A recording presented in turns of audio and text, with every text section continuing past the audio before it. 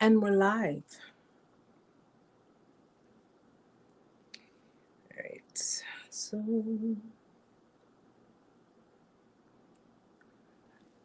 these never seem to be prepared.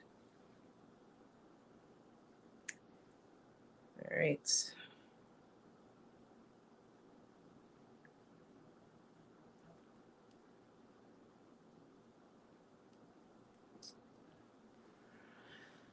Okay. So Amanda's supposed to be joining me. Waiting for her to request to be added in as a guest. In the meantime, we're going to get this ball rolling because, well, we don't want to be here all night waiting for people to come on. So, hi, Frank. Welcome. Thank you for being here. So, guys, here's how we have to start it off. Hi, Magnificent. So glad to see you here, too. I'm waiting for Amanda to join me. Let me just check real quick and see. Nope, still not there yet. And she tells me not to be late, right? So we're going to get this started anyway. Welcome to Intuitive Vibes, Narc Survival 101. It's your girl, Erica, here. I've had a long day today, guys.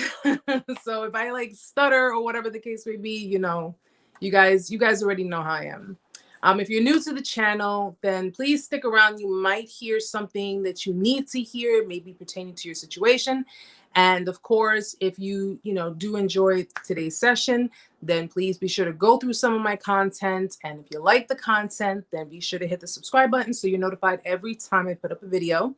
And of course, be sure to join us every Tuesday at 8 p.m. Eastern Standard Time for our weekly live vibe chats. Guys, and of course, I'm sorry to all of my returning subscribers, all of my the people of my vibe tribe. Welcome back, guys. It feels like I haven't spoken to you guys in forever, and yet I was just here Tuesday.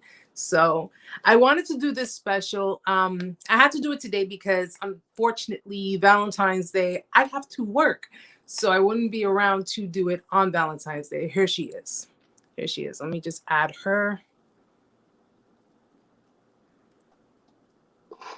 It's about time. You tell me not to be late, and you're the one who's late. 3 minutes. 3 minutes. Don't give me grief. 3 minutes. Yeah.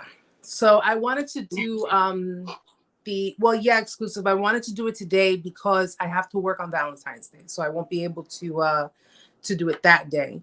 And I'm gonna be pretty busy and doing my own thing. So yeah, Valentine's Day is coming up. So we all know how that day can be for people, especially people who are just now going through the motions of things, because it's very tough. Holidays are tough for people who have gone through who are detaching from or who have detached from toxic relationships, narcissistic abuse, or just went through bad breakups. Like Valentine's Day, I mean, before I used to be like, if I see someone with a freaking balloon outside, I'm just gonna be like a big kid and start popping everybody's balloons. Like, and it's funny because when I got off the train today, all you saw, like on Sutton Boulevard in Jamaica, that's all you saw was Valentine's Day stuff. It's just they bank on the holiday, man. They really, really do bank on this holiday. And it's the holiday for lovers, right? It's more for women. Come on, dude. It's more for women. You know that. I know that. It's more like it's like I did. I'm sorry for the shit I did. It's Valentine's Day, so let me give you some flowers and candies, and if you're anything like me, you'll be looking at them like, what did you do? Or what's coming? What are you gonna do? I used to be a big fan of Valentine's Day. I really was, but it not that it turned me bitter, because my experiences didn't turn me bitter. It just is like, it's overrated. It really is. It's made out to be more than what it needs to be, and you should be able to enjoy time with your lover, with your significant other, on other times besides Valentine's Day. But it's like so commercial. Just be a holiday, should be every day. Yeah, it's just so commercialized that it's like, and if you dealt with a narc, I mean, especially for you guys, if you dealt with a female narc, You know, I don't know, clearly don't know what it is to be a female narc, but I can only imagine. I think, well, Mhm. dealing with female narcs, I mean, could one say that as like if they've been with you long enough, as each year goes by, you either find yourself trying to overdo like the last gift, or Mhm. or like they give you like that what is it, like subtle hints, like they want something like each Mhm. year it's just something bigger and something more Mhm. extravagant and some, you know, and if you do something like, you know, less than what they were expecting, they'll look at you like, oh, you must not really love me, you must not But not really. only, but not only that, it's a conflict within yourself because say you do something that like in their mind is like the best thing. You're like already thinking in your head, damn, how do I overdo this? How do I outdo this? Is it going to be enough? You're already putting in your self pressure about like, oh, next year I gotta be bigger. It gotta be more money. It gotta be, I don't know. I gotta tell all her friends or make it bigger than what it was. So if they make a big deal out of it, it already is pressure for the next year. But like do they give you, like in their own subtle way, certain hints to like bigger and better things? Like, because I know narcissists are known to covertly, what's the word for it, like subliminally, you know how they do things Hmm. like subliminal messages. They're They're the known to king be and queens of subliminals. right. And King then and queens and of then the subliminals. thing of it is like they'll subliminally Hmm. give you the like the hints, you know, and like, oh well, you like, for example, a diamond ring, you know, I want a diamond ring or whatever, Hmm. and all, you know, I saw this beautiful diamond ring in the Tiffany's window and that, you know, and it's like, damn, like Tiffany's, really, you couldn't go a It's little the, oh, that underneath would that. be nice. Oh, Yeah, but that'd then be it's nice. Oh, it, that's cute. right, and then when you decide to go your own way and do it, like, okay, I have an idea of what you want, but I was thinking Hmm. of, you know, you're thinking that, well, she would love what I get her no matter what, you know, even though I Hmm. know she wants like this diamond tennis bracelet or ring or whatever, but Hmm. she loves me, so she'll love what I get her regardless. And then you end up Hmm. getting her something that's opposite of what she really truly wanted. And you can see the absolute disappointment in their face the second that they get it. And then they're like with Mhm. the passive aggressive Oh, bullshit, like, that's nice. Thanks. That's so cute. Yeah. Hmm. but it's not really what I But want. you're really like, all right, let me get the return receipt. I'm gonna bring that bitch back. Because why is that? Because she's giving you already that, like, Ungrateful.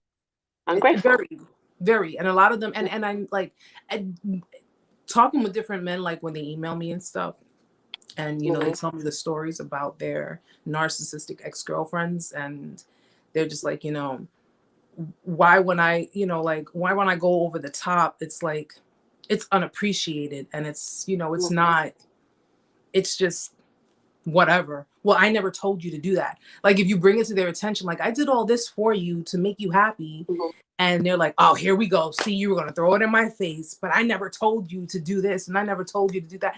And it's like,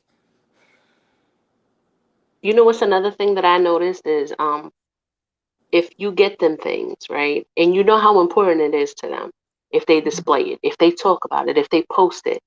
If it's something that maybe you really put your mind into it, you were crafty about it, you were creative, and mm-hmm, they don't post it, you're like, but I just bought you some shoes for this, and that's I didn't think about it. I just got you shoes, and you posted that all over your social media. So this is something that I put my mind and my heart into and thought maybe you would like it because it's not as mm-hmm. expensive as that. You're not posting it. You're not publicizing it that, oh, look what my baby got me. It makes you think like what is really, It's kind of like that because, you know, narcissists care what people think. They care hmm. about the feedback that they're going to get.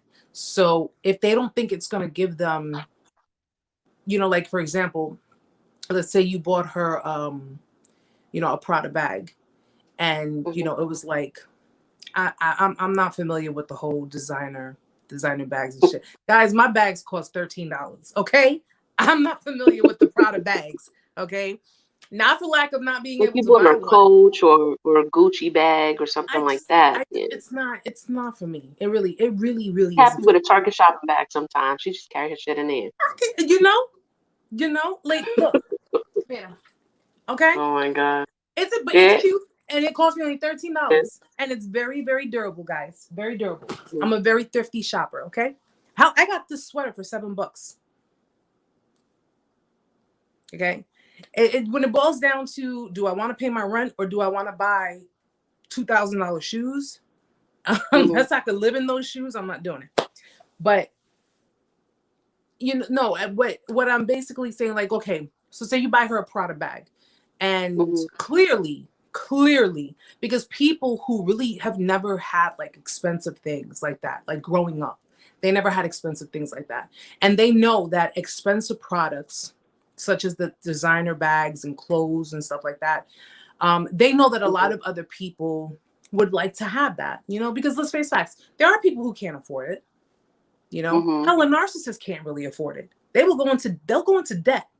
Like just to that's my thing. You go into debt to impress people who don't really like you anyway, but they like the things that you have, Yeah. And she'll put that up and show that to everyone. Well, look, this is the new Prada bag. But say you get her, you saw a bag at Target, and you were like, oh, this is a real cute bag. I think she'll like it. You were thinking about her. You put thought into her. And you're like, okay, I'll get it. And you'll bring it to her. Oh, yeah, it's cute.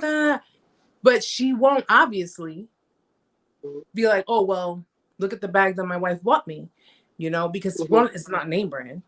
Clearly, it's not name brand. No, and you'll notice the little things like she doesn't use it, and she'll be like, oh, I don't want to use it right now. I'll be like, just say what you feel then. Just say it wasn't what it was, like the Coach bag.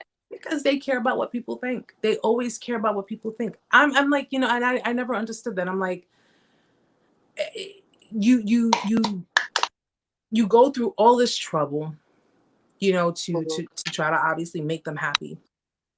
And you do every and anything possible to just, just show them, listen, I want to show you I appreciate you. I want to show you that I love you.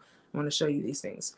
And they just take it upon themselves to be like, they're very selective. They're selective of what to appreciate. Guys, we're doing this I'm trying to follow the camera. We're doing this in quotation marks, okay? Appreciate, because they don't appreciate anything. They really don't. Right. Hold on one second. Frank, can you stack when you shop smart? Oh, you can't. No, I'm reading it wrong. You can stack when you should. Yeah, you can stack when you shop smart. I listen. My mom, my mom raised 4 kids by herself. So needless to say, before my sister was born later in the year. She was born in the mid 90s. Me and my mom and my 2 brothers. We didn't have much growing up. We were actually we were very poor. We were so poor. We were in, going through shelter systems, everything. I had to share things with my brothers. The one convenient part of that was I was a tomboy. I always wore boys' clothes. So my mom was like, well, shit, you're a tomboy. You and your brother. 3-for-1 price. Let's go. And me and my brother Tony are 3 years apart. So we weren't that far, especially in size, because I wasn't developed yet. I was still young, so I wasn't busty and everything. So my mom was like, well, you wear those. But my mom taught us that, you could make $1 last you a whole week if you know how to spend properly, you know how to do things right. And that's exactly how I've always been. I've been like that throughout the years. And I basically managed bills that way. I've managed, I've managed to, and I tell people, the clothes don't make you. You make the clothes, So I could go to a rainbow shop and get a cute sweater for $7, throw on a nice belt for $3, do my hair, my makeup and everything, and still look nice. And I don't have to spend $2,000 on a pair. First of all, I don't even wear high heel shoes. I'll probably break my neck if I even put those things on. And that's just, and you know what the funny part is, guys? I actually, this is kind of not embarrassing, but I would wear my clothes until holes formed in them. And my ex one time, he's like, Erica, throw it out. Just throw it out. Get you a new pair. Like I would wear it until they just run ragged. But it's all about how I think that upbringing also matters. Like that counts. When you have Make parents things that are like, last. you know, they teach you how to conserve and how to save and how to do things, you know. So like when the whole pandemic hit, you know, I was out of the job, but I learned how to make everything work for me. I learned how to make sure my rent was paid. I made sure my bills were paid. I made sure there was food. You know, what am I going to do buying a Prada bag all to go from my bed to the bathroom or the kitchen? You We do with couldn't what you even walk have. like that. It to me, it's just like the lack of appreciation they would show you, even throughout your relationship, they would show you lack of appreciation. It was like, because, you know, like when I would get him things, I would buy him things, but it wasn't like to buy him. It wasn't to, you know, have him accept me. It was just who I was. Your birthday's coming up. I want to get you something nice for your birthday. Oh, well, you know, he's an artist. Oh, you know what? I saw these pencils that I think you might like to use to sketch things. You know, sometimes he would throw little hints here and there, like, you know, I always wanted this, I always wanted that. And you feel, being the partner, you know, you want to make them happy. You love to see the reaction. Like, that's my thing. I love the reaction of, I'm going to get you something nice. I'm going to surprise you with it. It's not about, oh, yeah, bow down to me. And, you know, because I did it. No, I love to see your reaction. I love to see you surprised and, you know that you're cared about. But for them, it's like, if they do it for you, at some point, they're going to throw that in your face. At some point, Or they're going to. their MO is different. They're gonna ask you for something, or something's coming up the pipe that there's a reason why they do what they do. It's really not for you, it's for them. Well, you know, listen, at the end of the day, what I've learned in my whole experience is this. If I ever get into a relationship again, and that's a big if, guys. It's a very big if. Okay? Extremely big. If I ever get into a relationship again, I am not going to put in more than what is necessary. Okay? I'm not saying I'm just going to do the bare minimum, but what I'm saying is, you know, if you give an inch, I'll give an inch. You want to give a yard, I'll give a yard. You want to give me 2 inches, I'm gonna give you 2 inches. That's it. There's no more overstepping where you're right here and I'm here and you're expecting me to come over here. I'm not doing that no more. I'm not gonna do it anymore. Yeah, you're not gonna overcompensate for what they're lacking because, you know. No, because you know what? It's a no-win situation when it boils down to narcissistic people, because they already feel internally intimidated by you in a sense, you know? And it's like, so if I do it, I'm wrong, but if I don't do it, I'm still wrong. So you don't win in any situations when it boils down to them. But this particular edition, we're doing this for Valentine's Day, because Valentine's Day, much like any other holiday, Christmas, no, you know, Thanksgiving, New Year's, Valentine's Day is also Hoovering Day. Okay, it's also Hoovering Day, but it's also Discard Day. So it could be either or, guys. And whether you're dealing with, you know, a narcissist, or you have been recently detaching from a narcissistic relationship, I don't like the word discard. I really don't like it. It's like, it makes it sound like, yeah, it definitely is magnificent. It makes it sound like you're garbage. I just don't like it. I don't like how it's like the terminology. So what's a proper word? What's a proper word? What is a proper word? A proper word. I mean, discard. I just don't like the word. I'm gonna use. You know what, guys? Give me a good word. Give me a proper word to use. We're gonna make that word circulate. We'll use that word. I don't like using discard. Like, whether, you know, they discarded you. I just Really? It just sounds so like if you know, like you were trash, that you discard trash, you know, and they're not trash. And I just don't, it boils my blood just so you know, it just does. It like, ugh. Like people are not trash. We're human beings, damn it.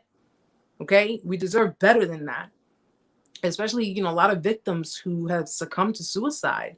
It's like, you know, they don't think about that either. They don't think about it. They don't think about the you know, the different levels and lengths of like pain that they've inflicted on people. They don't think about that at all. And the crazy part about it is that if you, being a normal person, ever, we could say you know, you discarded them. Use discard in the term of referring to the narcissist. But if you've ever discarded them because you started to see through their facade and you started to see through things that just weren't right, they play that whole victim role.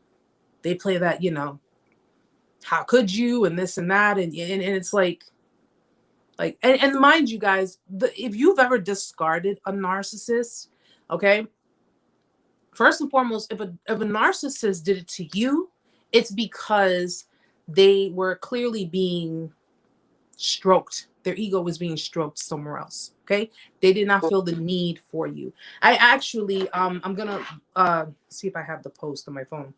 I recently put up a post on Instagram. Oh, here it is. Yeah, I put up the post on Instagram because I knew I was gonna do this live. I knew I was gonna talk with you guys about it.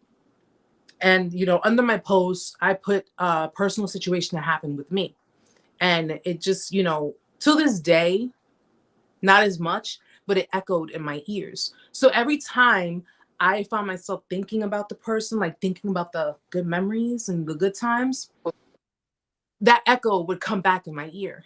So it's like, oh, you know, you see like the little the picture that, like, you know, just thinking about it, and you see the little birdies and the butterflies and all the hearts and stuff.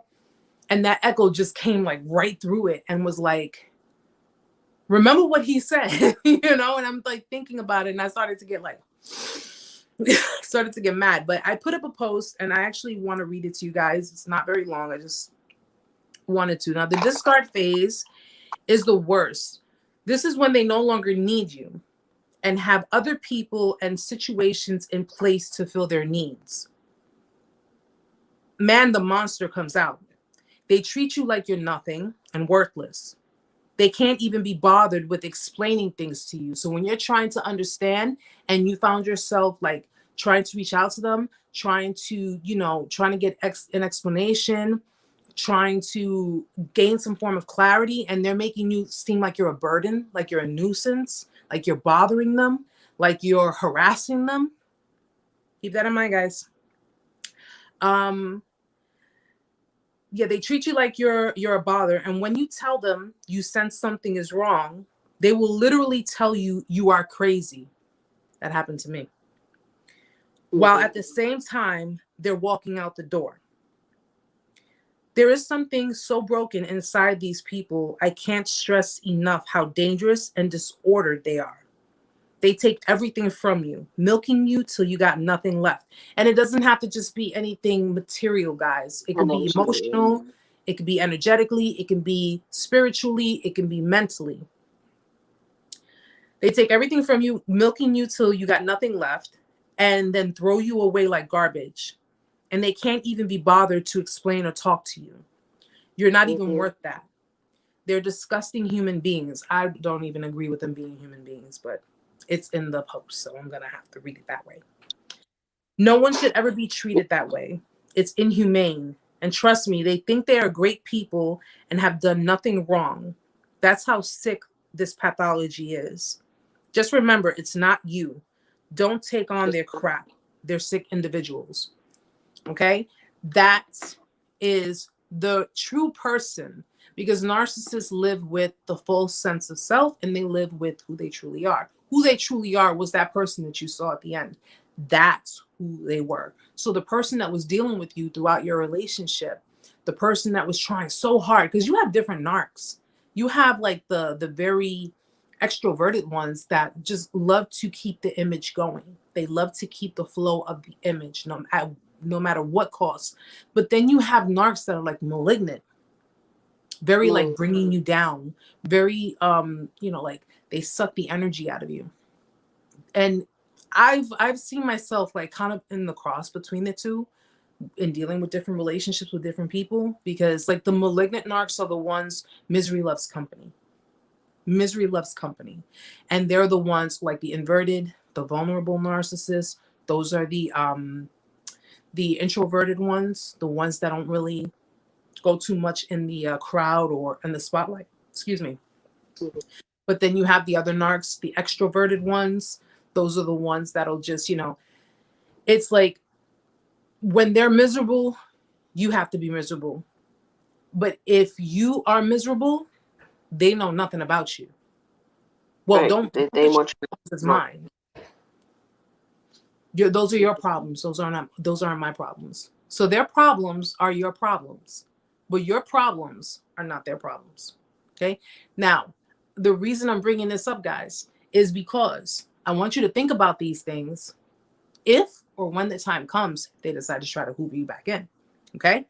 For you fellas, and of course, respectively for you ladies, if you're dealing with female narcissists, or you have just like you've detached from a female narcissist. Female narcissists, first and foremost, they're very, very convincing. They're very conniving, but they're very, very convincing. Okay. And they will, if for whatever reason, I don't know, maybe their new supply isn't doing it for them for Valentine's Day, and they want to have, they want to have the whole cake and caboodle. They want the flowers and the candies, and they want all that or whatever. They will possibly try to hoover you back in. Okay. They will possibly try to convince you, probably bring up old memories. I remember this Valentine's Day when we did X, Y, and Z. And that Valentine's Day when we went out, we took a whole weekend and we went, here and we did that or whatever. Although come crying, they could do that too. Hoover tactics are not limited. Okay. They're not limited. They could freaking run over their own dog and bring it to your doorstep. Like, please take us to the hospital because my dog was run over. You know what I'm saying? It's that bad. It's really that bad when it boils down to them. But when it boils down to, the male narcissists, they're like kind of like, it's possible they might try to hoover. They're so egotistical. And like men, and I'm not, knocking you men down. I'm really not. But a lot of men, because they have this like machismo about them, that they have like this arrogance and this pride, and just kind of like, especially if they don't know for sure if you're going to be receptive to, to them coming back. They may not, but then again, they might. And then knowing that, you're trying to go through your healing, you're trying to get through the motions, they might, utilize the time as their ample time to come in and say, I'm sorry, love you, let's talk about this, or come with flowers, come with candies, try to write you, love notes, try to send you messages, send you songs, or what have you. I told you that I don't leave room for that shit. I personally don't leave room for that shit. I'm like, nope. You look at all my social media, guys, and you will see I'm very adamant. And I'm like, if you thinking about a Hoover, think about it. Think about it. Because that's all you can do. All you can do is think about it. You can't. I'm not going to say I'm untouchable, but I'm going to say you really do not. You really do not. You don't want me. You don't. You didn't want me then. You got that. I wish I would try to step to me. Let me see. So Magnificent says, y'all know I'm blind. You're not prepared? Come on now. I was looking at the post, Amanda. Okay. Magnificent says, I find no comfort or reason in speaking or dealing with you on any level, and therefore have moved forward. As I previously stated, no contact is best. Please respect my boundaries. Goodbye. Sent yesterday after Hoover time. All right. Go ahead. You see that? And he was very calm and very cool. He was just like, listen, very educated with his answer too. Very logical. Like, I have no interest. I am good. Goodbye. I'd have been like, goodbye, you twat, but it's different for me. That's different for me. You know what I'm saying? That's your favorite word all of a sudden. I Yeah, told you. it definitely is. But no, I'm definitely proud of you on that, Magnificent, because yeah, that's exactly what they're gonna do. Especially if they've managed to like hurt you over and over again. They've managed to like, and even if listen, even if you're a one-timer, guys, even if you're a one-timer, you know, think about all the aspects of your relationship, everything that you guys have gone through. What you thought or what you may have thought was not abuse, you need to go back. You have to go back. Unfortunately, that means revisiting those stages, revisiting the different times and the different, you know, of course. He goes, of course, I got cursed out in a voice message, but Just ignored like it. That's what there Mama you said. go. There you go. And it's just like them to be, because you know why, Magnificent? They're petty. They are extremely petty people. And you know, you got those like I don't know what it is. Like well, I'm not even gonna bring my mom into it because when I was talking to her that day, and yeah, it was just a big thing. And I know for a fact that I said something, she would have called me cursing me out too. But they're extremely petty in their ways. They don't like rejection, guys. They don't like rejection. Okay, they don't like rejection because, well, they own you. They own you. They own you. They They're think they do. Of course, in their delusional minds, of course, they own you. They have managed to do so much and make you feel so crappy to the point where you're just like you've questioned your own self-worth. And now that you're standing up for yourself, now that you're saying, "Nah, back up. Don't. Nope, nope. This right here is no access." They will, of course, try to, you know, different maneuvers. They'll try to get a rise out of you. They'll try to do certain things. They will be very reactive. So if you, you know, if you decided to like say block them or just completely just banish them from your life, they they will like, you know, resort to, that's why I say change the number, man. Change the number. Leave no room whatsoever for anybody to come in, because the minute they see a little crack or crevice, they're going to look at that as, I still have a way to get in. See, I have people blocked, right? My social media is open. That does not mean I'm leaving a crack or crevice. I want you to cross the threshold of my domain. I'm pleading with you to do so. Please do so, because just because I do what I do and I help people, you know, and I'm very, you know, I'm a confident woman. I have all the self-love in the world, and I have so many different people who follow me, who follow, you know, my work and what I do. That does not mean I have to leave my platforms open. I have to leave them open because people, you know, people need access to whatever resources they can get. But that does not mean that I'm leaving it open for another group of people that I want absolutely nothing to do it with. No, no, no. I'm done with that. I'm so done with that.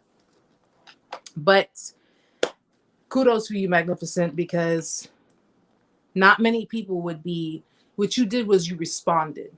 You notice that he responded. He didn't react. That person, however, was clearly volatile and reacted because they didn't like what you had to say. That's what we call disarming a narcissist. When you disarm them, you're not being reactive, you're being responsive, where you're being logical. And they could say, you know, all kinds of stuff. Remember what I was telling it to a friend of mine. I said, let them talk, let them talk, let them talk, let them say everything they gotta say. Let them curse, let them yell, let them scream, let them say every nasty thing they gotta say. Your response should be, oh, sorry you feel that way. You have to be indifferent with these people. You really do. You have to be indifferent. Like you can't, because everything they do is just like a way to get a rise out of you, is to get you to respond, to react. And that's one thing we got to understand, guys. These people are very childish. They're very, very childish. When I learned what was being done, I got put 2 and 2 together. And I'm sitting there like, wait a minute. Yeah, this hurts, but I see what you're doing. You're trying to get a reaction out of me. And every time they got a reaction out of me, I got like, it got worse. Like their reaction got worse. It was just nasty. It was horrible. I mean, I pulled the phone away from my ear and it sounded like he was on speakerphone. That's how bad it was. And I'm like, but why are you doing this? Why? And he's like, what the fuck? And I'm like, oh man, what the hell did I do? People walked by. I was standing outside. People would walk by and look at me like, who the hell is that? And I'm just like this. Like, I didn't know what to do, because I was just like, yo, I'm asking you questions and you're cursing me out. You're yelling at me. You're talking to me like I'm a, like, it literally felt like I was his bitch and we were in prison. Like, I literally felt like that. And I was like, you know something? I don't know what the hell I did to deserve this. But after a certain period of time, after seeing all that was being done, that's how I realized it. Yes, Magnificent. Never react. Always respond. Yep. I approach it like I do to my clients. Absolutely. And that's how you have to do it. That's how you have to do it. You know, they expect you to get out of character. They expect you to, you know, to just be like, F you, F this and all that or whatever. And, you know, when I bumped into I know he expected me to get out of character with him. I know but I'm like, no. Number one, I got my kid with me. I'm not going to get stupid in front of my kid. Number two, my father taught me better than that. My father taught me way better than that. You know, I don't know about everybody else's, but my father taught me that even though you may not like a person, you may feel a certain kind of way with the person. He said, you know what? Always show them respect, because that's how you disarm people. My father's in law enforcement, and he's, in all the years that he's been in law enforcement, he's managed to make an arrest. He's managed to do what he had to do, but he did it in a very calm manner, in a calm way. Come to think of it, I think that's why it didn't work out between him and my mother. Because my mother was like a firecracker, and my father is like, you done? You done? Okay. And because he wouldn't fight back. He wouldn't argue. My dad doesn't argue. My dad is like, you finished? Yeah? Okay. I'm out. Like, you know? So that's what I did. I showed respect. But just because I show you respect doesn't mean I like you. There's a big difference. I showed respect. I kept it cool, calm. Like I said, I'm not going to go crazy in front of my kid. There was no need for me to go crazy. You know, like, why am I going to do it?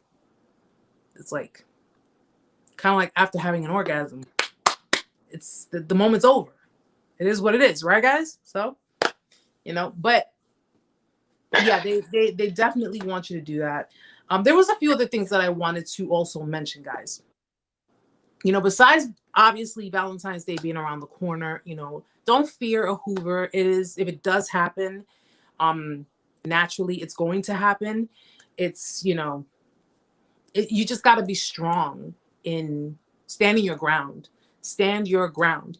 If they try to, you know, talk to you all polite and sweet and, hey, you know, I really didn't like the way things ended between us.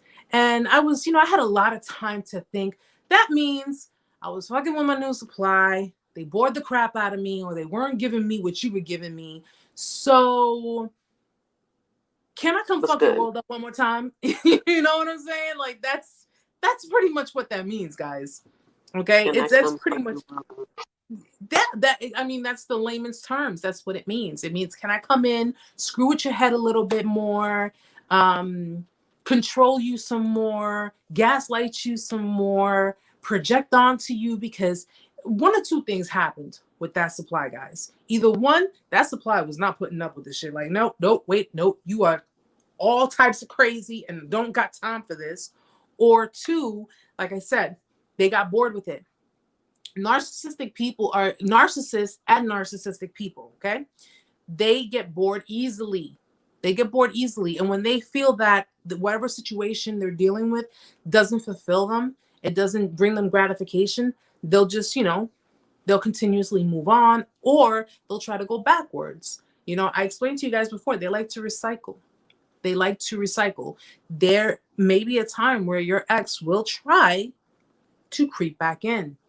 And Valentine's Day is probably one of the biggest times of the year for a narcissist to try to creep back in, especially if they're coming in with, like for you ladies, they're coming in with jewelry or, big, you've seen those pictures they post on Facebook, like, a huge bouquet of flowers and balloons and all that stuff. Like, yeah, like what the hell, are we in the third grade? Do you like me, yes or no? No. But they will try to do that. They'll try to appeal to you. They'll try to make you feel like, they'll run the whole thing, and they can be very convincing. They can be extremely convincing, guys. And that's where you have to be careful. They convinced you that they loved you and they were lying to you. So imagine when they come in and try to do a Hoover. Mm-hmm. Just tell them Erica said no. No means no. Magnificent. I was taught never to react, because when you do, you give that individual your power. Yeah, you do. You use your inner voice to say, take this cactus with Amanda's little hands. And I'll make a shirt of that with the cactus and the little hands. But they will definitely, guys, listen. Not everyone is going to listen. Not everyone is going to be able to resist, depending on what type of narc you're dealing with. They have charm. They like to use charm to try to charm their way back in. Okay? They knew how you felt about them. They knew at one point you loved them. You would have done anything for them, especially if it was, post discard, because you got to remember, post discard, you're still going through your healing motions. You're still going through different emotions. You're going through different feelings. So if they left you for someone else, and it turns out that someone else they left you for is not doing it for them, they try to come back. They're going to study. Narcissists study people. They study people very well. They study your reaction. They study your facial expressions. They study, like if you tense up, if you come around them, or if they come around and you tense up, they know. They'll know. They can pick that up. Just like you can pick up energy, they can pick that up too. They'll know how you, okay, you know what? She's still feeling this way, or he's still feeling that way. They're still kind of, like you're still kind of vulnerable. They're going to tug at that. They will tug at that. Okay. Man, I'm pretty sure with everything that you went through with your ex, like even during the course of your relationship, there were times when she did that, like you where you guys separated, and then what happens? Boom. She comes back around, because that whole point of when she started seeing someone else, like she was trying to make it seem like she wasn't trying to end things to be with someone else. Right. I don't want to be with anybody, or whatever the case may be. And then you find out a couple of days later she's with somebody. I was like, yo, you are so full of shit. Like, you just say what's on your mind. And the only reason they do that is because they don't want to risk you going to find someone else. Like, even if it's a rebound, bro, like even if it's a rebound, they don't want to risk you dealing with someone else, because what they have is not concrete. Right. And they always think, and they always think that you're going to be there. You love them too much. You love me too much. You love me way too much. I can go ahead and talk to all these different people and do all this bullshit to you and come back because you've accepted me back before. That's the key thing. Because you've accepted me back before, I'm gonna go and do this. I told you guys I'm a one-timer. I'm a one-timer. I don't the minute you leave, stay gone. It's gonna hurt me, and it hurt me like hell. It hurt me like hell. But the minute you leave, stay gone. Because you've already showed me that I can't trust you. I'm very big on trust, guys. Everybody's different. Y'all could forgive, you know, if you decide to let the person back in, or even if you decide to just be friends with them, which you're never just friends with them. Can't be friends. Mm. You can't be. You just can't be. I couldn't. I'm just like, not especially after that. How could I be? How could I be friends with someone who was gaslighting me, who was, you know, stonewalling me, and then had, you know, and mind you, you know, you treat them with respect, love, courtesy, kindness, all that good stuff, and all to be treated like I'm like a stray dog. Like I'm a stray dog and I was kicked to the gutter. Guys, I was in a bad state when I went through my discard. A really bad state. I was just like, my hair wasn't done. I wasn't doing my nails. I was actually biting all my nails off. I was like, I was in such a bad state. And the one thing that echoed in my ears, and it stays there, and that's what keeps me going, bro. That's what keeps me going. When do you want me to be with you out of pity? I'm like, this mother... Do you not know who I am? Are you serious right now? So let me get this straight. Let's get this perfectly straight. I'm not only loyal, I'm not only hardworking, I'm fucking beautiful. I can in the bed, and you gonna sit here and ask me? You gonna sit here and ask me? Oh, no.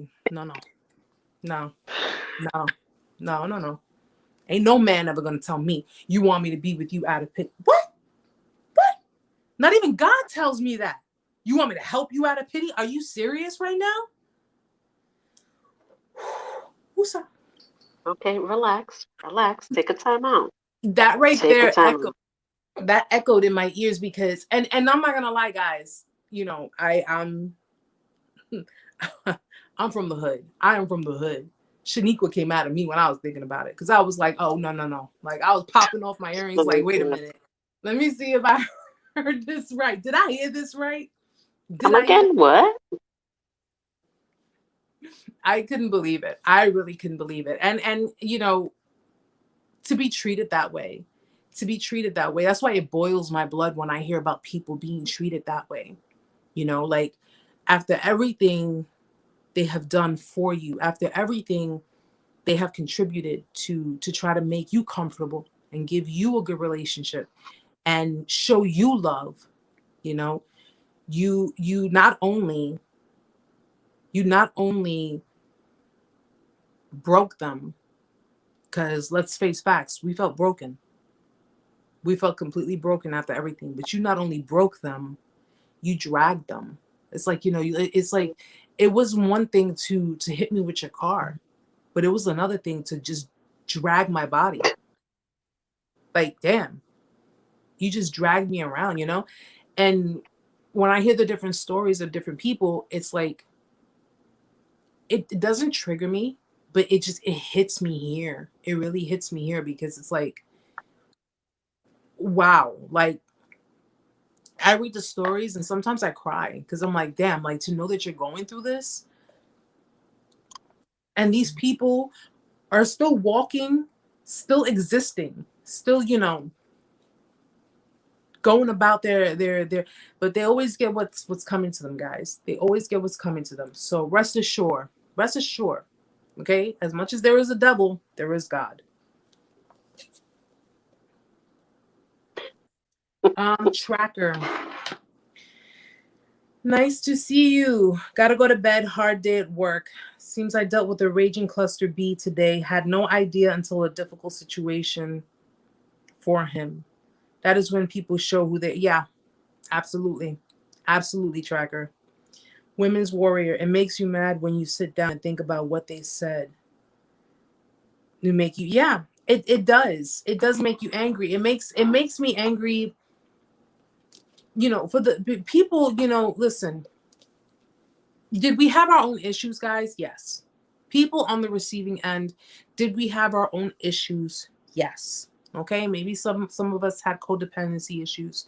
Some of us had abandonment issues. Some of us had, attachment issues. I mean, nobody is perfect. We're not perfect, okay? We take accountability for anything that we have contributed into the dynamic. But wrong is wrong. And that's just wrong. It's just wrong. And if or when they decide to come and say, I had time to reflect, I had time to think, I had time to fully understand what it is that happened. And let me tell you something. If you're dealing with a narcissist, first and foremost, we're adults here, right? So if the person was a narcissist, let's say 20, 30, 40 years, okay? This has been their whole MO. This has been their whole thing. A couple of months goes by. Oh, I had time to think. You have 20, 30, 40 years to think in a couple of months? Really? Well, shit, I know God is good, but really? Come on, man. Come on. That's the first thing that they're going to do. They're going to try to convince you I'm changing for the better. They're going to try to convince you I'm not the same person that you last saw. Okay. And it's so hard for people, Amanda, because it's like you want to believe them. You want to believe them. You want to, sit there and say, I want so much to believe that you're telling me the truth. But something in the pit of my stomach is telling me that you're bullshitting me. And it's like because people fall into that trap and they don't know what to do. They don't know what to do. They're like, I don't know. This person just seems so genuine. They seem so sincere. They're like alcoholics. Okay. No offense to alcoholics. No offense to, but let's face facts. They'll fall off the wagon. They have a problem. And that is a problem that you have to take into consideration. If you have kids, you got to take that into consideration too. You want someone like that around your kids? You want someone like that to be teaching your children how to be like that? Or what happens if in the midst of I've changed, I'm changing, I'm working on it. What happens if something happens and they go into narcissistic rage or something? I have a child who has a disability. I have a child who does not comprehend sometimes, does not understand. It takes a lot of patience with my child. Do I really want someone who is capable of treating me the way they treated me, talking to me like just the narcissistic rage alone? I would not be here doing these videos if I allowed that. Because if anything would have happened to my child, somebody else was going to lose their child. You understand? So that's not a risk that I think you guys want to take. That's not a risk that you should take. Okay? If people can change, all right, cool. Congratulations. Happy for you. Maybe next life, you'll come back and reincarnate into someone who's actually worthy of my time. Not in this lifetime. I can't do it. I seriously, I wanted so much to believe, guys. I wanted so much to believe that things would have been better. I wanted so much to believe that this person was going to change. I wanted so much to believe that everything that happened was a dream. Like it didn't feel real. It was just like, how did we go from holding each other in bed, him kissing me on my forehead, telling me he loves me, to completely just discarding me like I was a piece of trash? How did it go from that to that? All for what? For now, so he can come back and say, well, I know for a fact he ain't coming back. I know that for a fact he ain't coming back. And the reason I know that for a fact is because I already let it be known every single time. I let it be known. But don't leave room for them to come back. Don't leave room for them you know, to violate you again. Don't do that. Don't do that. Valentine's Day, yeah, it's a commercial holiday, number one. It's a commercial thing. Okay. Just like Christmas is. It's all about money. It's about people spending money, people making money. Valentine's Day, you want to, you want to have a fulfilling Valentine's Day? Hey, go buy yourself some chocolates. Matter of fact,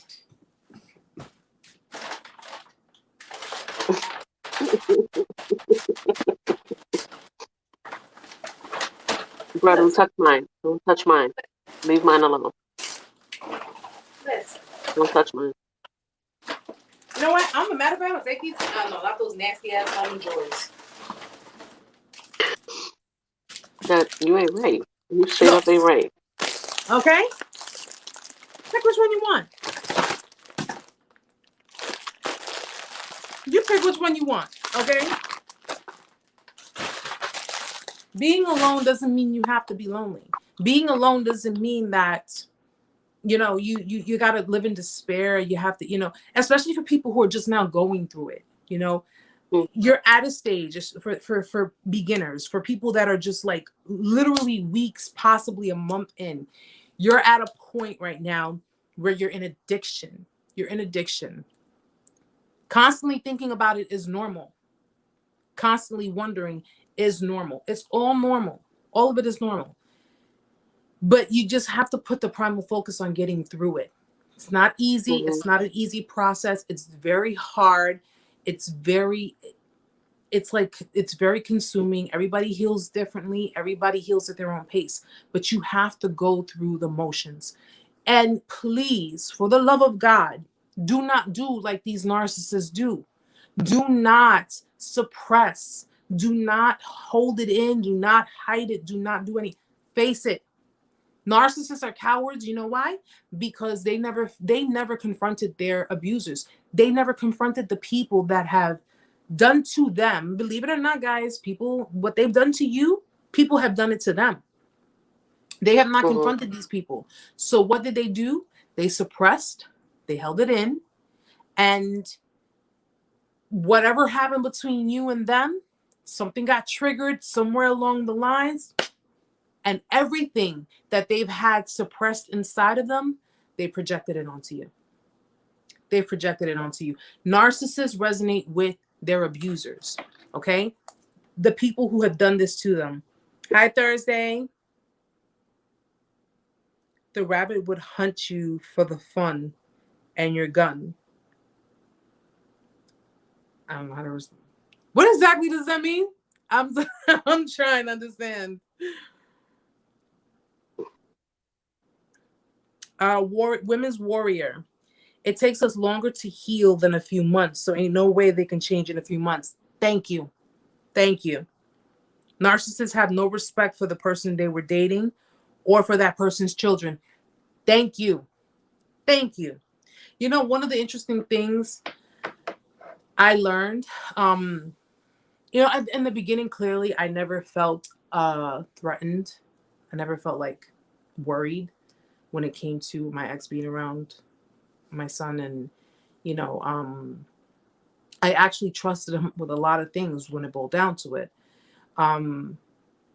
But there were times, like, for example, my son is scared of dogs. He's terrified of dogs. And we had spent, I think we spent the Mother's Day or something like that at a family gathering. And at the family gathering, they had dogs. And, the person who owned the dogs tried to keep the dogs in, like, not a cage, but keep them separate from my son. And I was appreciative of that, because I didn't want to not be able to have the whole, the moment. But the dogs got loose. We were sitting at the dinner table. The dogs got loose. And, he got scared.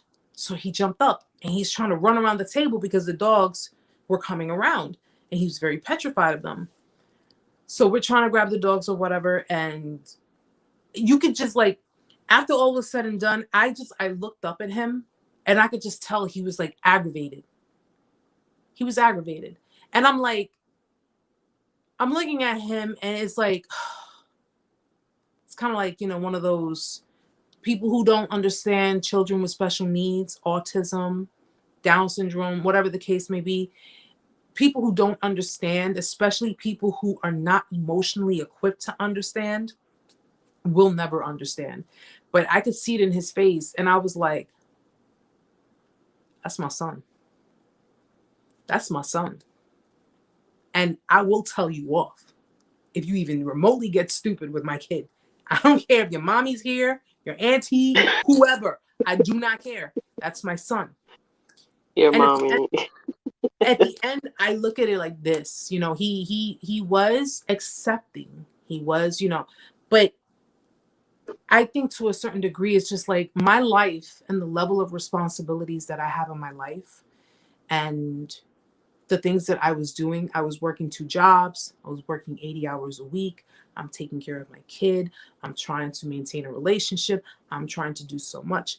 The level of responsibilities and maturity that I had, he was not ready for that. He was not ready for any of that. And mind you, he was older than me. Okay? He was not ready for any of that.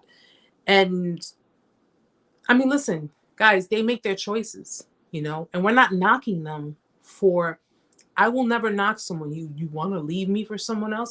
What am I supposed to do? People are like seasons. They change, right? They change. It happens, I personally would not leave someone for someone else, because if that's the case, then that shows that there's something wrong with me. You understand? Like if I'm with you, but then I'm going outside of our relationship to deal with someone else, that pretty much calls me a coward. I'm a coward.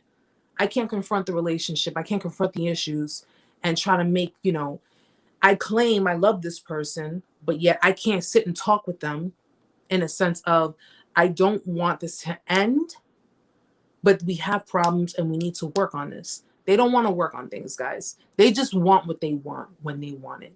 And if you're not the one giving it to them at the time that they want it, they're going to go for someone else who will. And that's pretty much how it is with these people. Okay? When you two broke up, Mm-hmm. she was already, you know what I'm saying? It's like, damn, the corpse isn't even cold yet. Like, what the hell? Like, for me, I just saw things for what they were. I saw them for what they were, and when they're getting their fix, they're getting their ego stroked and everything. It's like, okay, they're very superficial people. That's just the way they're gonna be. That's the way they are. They try to fill voids by using people, failing to understand their siphons. That's why they're never satisfied. That's why they're never happy. That's why they're never, ever complete. They try to use people to fill their voids. And if you're a siphon, no matter how much someone pours into you, it's just going to waste away to nothing. And that's how they spend their lives. They spend their lives going through different people. Okay, this one's not making me happy. That one's not making me happy. That one's not making me happy. Hello, it's within you. You're the one who has to make you happy. That's not my responsibility. But I try. But of course, what I do isn't good enough, because I give you an inch and you want to just feel.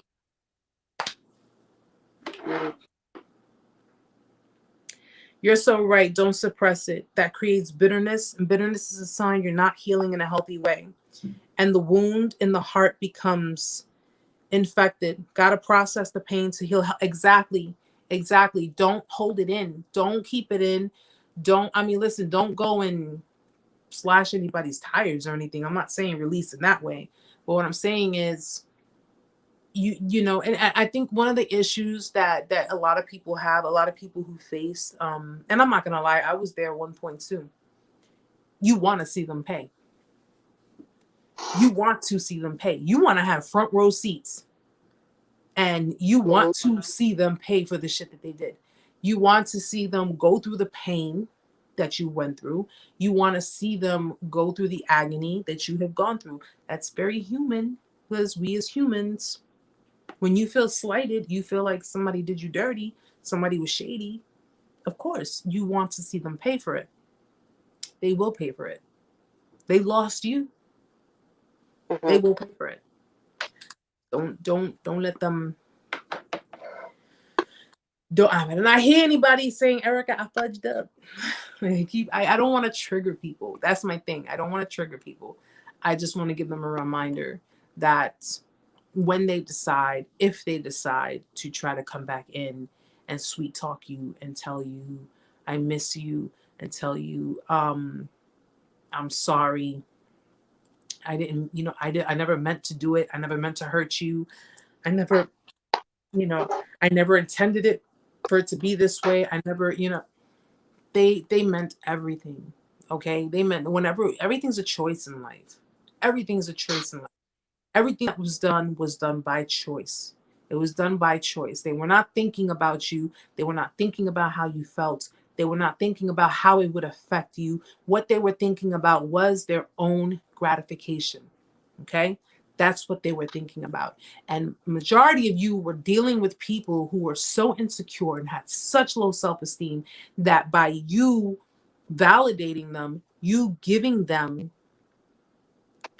what you obviously was, were perceiving as which was coming from your heart. You were giving them love, affection, attention. You were giving them validation. They took that and they ran with it.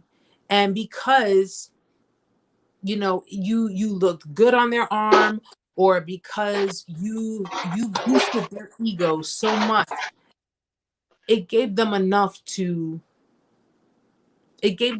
say, oh, well, you know what? I got this, I'm getting that. He or she is doing this, they're doing that. And then boom, if somebody else, they catch the eye of someone else, oh, well, you know what? I'm going to take it up a notch because this person's starting to notice me. First and foremost, let me explain something. This is for anybody in relationship, okay? You got a lot of shady, there's noise in the background? Yeah, Mama. It's gonna cut me off, that's why. You have a lot of shady people who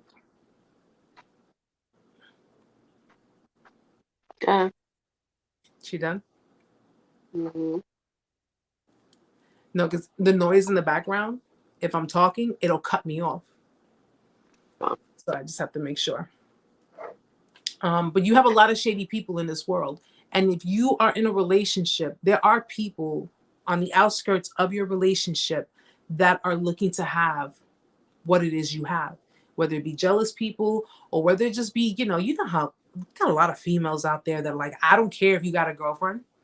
I want to get with you. I don't care if you got a boyfriend. I want to get with you. And you have a lot of people that will try to come into your relationship. So even if you are in a relationship and it's being exposed and it's being shown all over the place, that's why they say a private life is a happy life, because that attracts all types of people of all different calibers. It attracts these people into the dynamic where females can look at ladies, if you got a boyfriend, females can look into it and be like, oh, well, the two of them together, I see everything that he's doing, everything he's doing for her.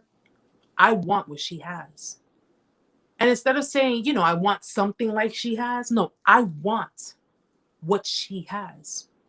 You want that exact thing. Or just imagine if your narcissist went for new supply and it turns out that supply was also a freaking narcissist. Can you imagine that? One being that relationship. Guys, Valentine's Day, this is a special for it. I'm just going to tell you, don't let them trick you into it. Don't let them do it. Do not let them. Fellas, I don't care if she comes butt naked to your doorstep. Don't do it. Okay? Don't do it. I'm going to do a recording. Don't do it. I'm just going to continue. I'm going to do the recording and I'm going to send it to you guys. So whenever they decide it's like that button that you press that says no. No. Or just screenshot a picture of me and put it next to your door. So every time you leave your house, you'll see my picture, and that'll be your reminder. I'll be like, I don't want to compare myself to Jesus, but you know how they have the pictures on the wall, and it's gonna be like, that's gonna be my pose. Like put my picture next to, like, right to by the side of your door. Like, I'm gonna do different poses. Watch, I'm gonna have them send them pictures and just you post it up. And I'm gonna be wearing the t-shirt. It's gonna say Narc Buster. It's gotta remind you. I'm gonna remind you guys. Don't do it. Don't do it. Okay? She can come with, no, don't do it. It's a trap. I can't with the flow. It's a freaking trap. It is a trap. Ladies, same for you. You said pat, pat, pat, pat. Okay? Ladies, the same for you. Okay? Don't let them come up and they're all suave and, all their haircut got a nice, a shape up, and they got their beard going on and they looking all good, and they're like, I mean, come on, baby. Come on, I didn't mean what I said. I love you. Them bitches don't mean shit to me. They don't mean nothing to me. You know what I'm saying? They're not you. They're not. Don't. Rack up on some batteries, mama. That's all I'm going to say. Trust me. You'll thank me later. You will thank me later. Trust me. Okay? It's a trap. Don't do it. Valentine's Day is one of the biggest, along with Christmas, Thanksgiving, New Year's, the major holidays. It's the biggest. It's like the biggest part of Hoover season. It really is. Especially if they don't know. I mean, a lot of you, you guys see my social media. You see what I do. You see everything I do. Narc Survival 101, which means people are the student. You can't fucking fool a teacher. So that's exactly why I don't leave room for Hoovers. I don't got no rugs. The hell I need a Hoover for? Seriously, I don't have any carpet. There ain't no carpet nowhere in this vicinity. I don't have no carpet on my floor. What the hell do I need a Hoover for? I don't. I leave no room for it, guys. Don't leave any room for it. Don't, I know it's hard. I don't care if you have to fake it till you make it. I don't care if you have to sit there and be like, gritting through your teeth. It'll be hard, but at the end of the day, it'll be worth it. It will be worth it, because I can guarantee you this much right now. Okay? I'm giving you a guarantee. You let them back in, they're going to show you they've changed. They're going to show you things will be different. They're going to show you all of that. It may last a few months. It may last a couple of months. But they will go back to who they truly are. And not only that, it'll be worse. The discard will be worse. The abuse will be worse. And you'll have to go through the whole process all over again. There are over 7 billion people? 7 billion or 70 billion people, something like that on the planet. Okay? Mm-hmm. No, don't do it. Don't do it. They're not worth it, guys. They're really not worth it. And even if they try to charm their way back in, some people are successful, especially females. So guys, please be very, very careful. Don't let these females try to convince you. These female narcs will go above and beyond. Do not. And I'm a female telling you, my Snickers is on the floor. Hold on a second. Oh, well, who wants to pick up shit off the floor? Yeah, listen. These females will try to convince you. They will try. Unfortunately, some of them, well, a lot of them have succeeded in sucking back in these men. I mean, it's something about, certain females, certain women, when it boils down to, like, because they know, like I told you guys, they know when, when you're feeling a certain kind of way. They know what things to say, what things to do.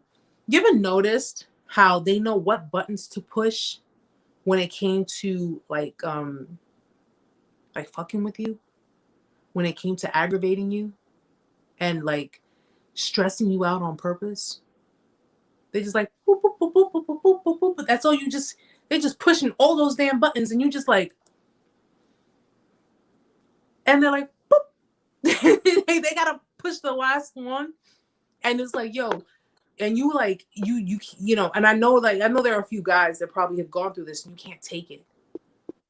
And you just like, you react. And then they look at you like, oh, you crazy. What's wrong with you? Why are you acting this way? You really? Really? So I know for a fact that men probably have to get more extensive therapy when it boils down to dealing with a female narcissist. And some of you ladies, like I said, respectfully, some of you ladies, you know, in same-sex relationships, female narcissists are the epitome of evil. They really are. They really are the epitome of evil. Okay? I'm about to just walk around with the vial of holy water on me. They just don't know anymore. I really just don't. Like a lot of them, the covert ones are the worst though. Those are the ones that are well, first, I'm a believer in God. I believe in God. I'm 100%. I love him and I fear him at the same time. But the female narcissists, a lot of them, they hide behind spirituality. They hide behind that too. They hide behind being God fearing, and they hide behind being like spiritual people, spiritual beings, like, you know, on a like real soul level. They'll just post up, like, if you notice, I don't know if you notice certain females where they're constantly like they do things to give the impression that I'm a spiritual person, but if you notice certain like behaviors, certain actions that kind of contradict, Mm-hmm. kind of contradict them. Like me, guys, I believe in God, I love God, but I have a real potty mouth. I really do. And people could look at me and be like, how could you be a God-fearing woman and yet, you know, the way you talk, fuck yourself. That's a favorite word. That doesn't change nothing. I never said I was perfect.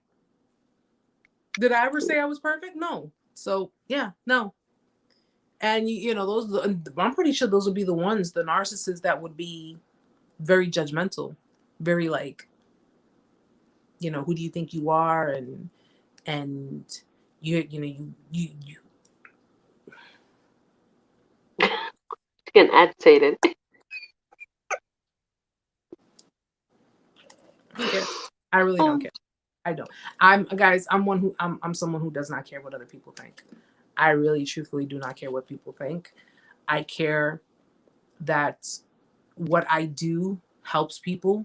I care that how I, you know, my studies and the things that I'm learning along the way helps you. I care that, you know, you are making the right choices, you're making wise decisions that's going to benefit you, that's going to be, you know, that's healthy for you. I care about that.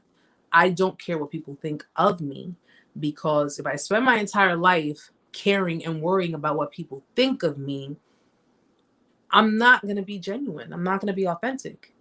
This is who I am. You know, everybody is different. How we deliver, everybody is different. I am a total believer in God. I am, you know, I'm just very direct. I'm just very direct. I'm very honest, and I'm very brutal about it. That's just the only difference. Like, I don't sit here posing as, you know, I'm a spiritual person, and, you know, I'm just gonna be like, you know, like, I can't do it. I just can't freaking do it. I'm sorry, I can't do it. And I, you know, I hope I don't offend anyone. But I just give it to you straight, no chaser. I I don't believe in watering anything down. I don't believe in, you know, telling you, well, yeah, you know, it's like, it's just like this. And it's like, no, I'm gonna tell you straight up. If you tell me your story, I'm gonna tell you straight up. That person's an asshole. That person's a twat. That person is, you know, I keep it 100 with you guys, because you've been dealing with people who have not kept it 100 with you. You've been dealing with people who have not been honest and have not been real with you. And I'm not one of those people. I'm really not. I don't, I again don't ask for anything in return. The most I say is if you know someone, share the videos. If you know someone who needs help with something, pass them along. Give them my email. People have hit me up through my emails, and I try to answer promptly. I really do. My work schedule does kind of get conflicted, but I do answer eventually. And just know that my concern is your well-being. That's why we do this. Me and Amanda, Amanda's been helping me a lot throughout this whole process, because between work and getting things prepped for school, plus my home life, she's really, really helped me out a lot with everything, and managing things for me, keeping things on an even keel, letting me know what's going on. And it's this is all about, that's why I changed the banner when I put it up. It's a it's dedicated to people of abuse. It's It's a nice what. ass banner. The what? I said it's a nice ass banner. Well, I thank you very much. Yeah, I'm not gonna lie, I was feeling myself in that picture, guys. I was really feeling myself. I was like, you know what, let me just, it's kind of got that like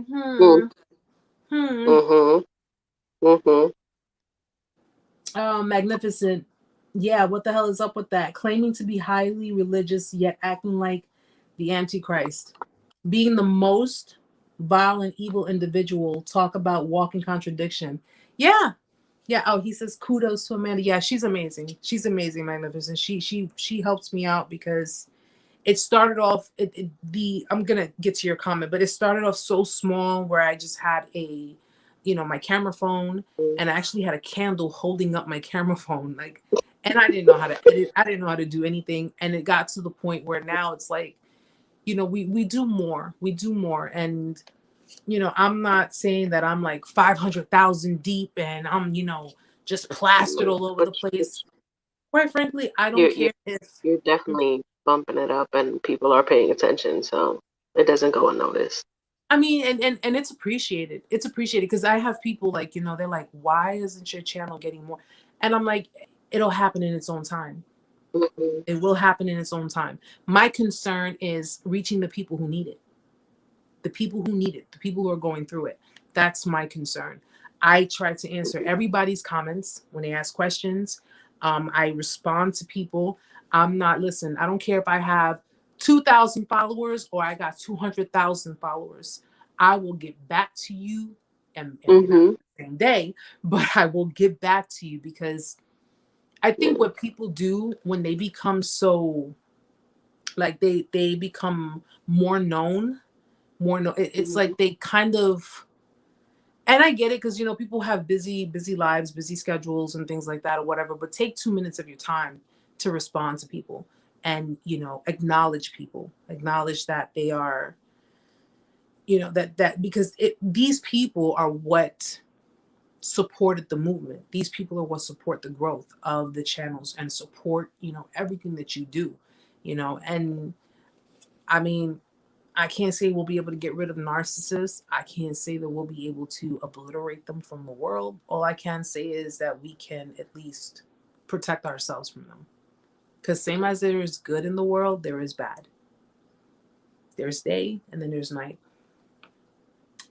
But yeah, magnificent. He says, claiming to be highly religious yet acting like, you know what? Those are like the spiritual narcissists. Those are the ones that are, they go to church. They go to church. They go to church, and they're praising God, and they're doing all of these things. Let me explain something to you guys. Okay? The devil has access to heaven. Okay? The devil can enter heaven. Therefore, demons can go into God's house. And half the time, this is why I stopped going to church. I stopped going to church. I don't go to church. My church is in my home. Okay? My place of worship is in my home.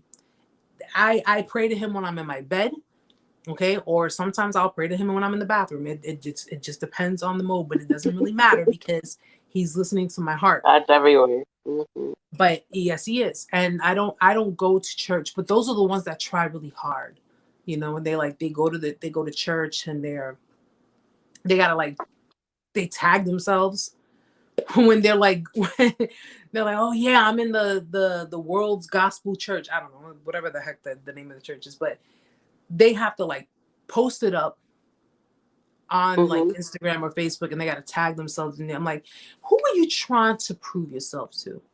Jesus don't have Facebook. I don't have Facebook. God don't have Facebook.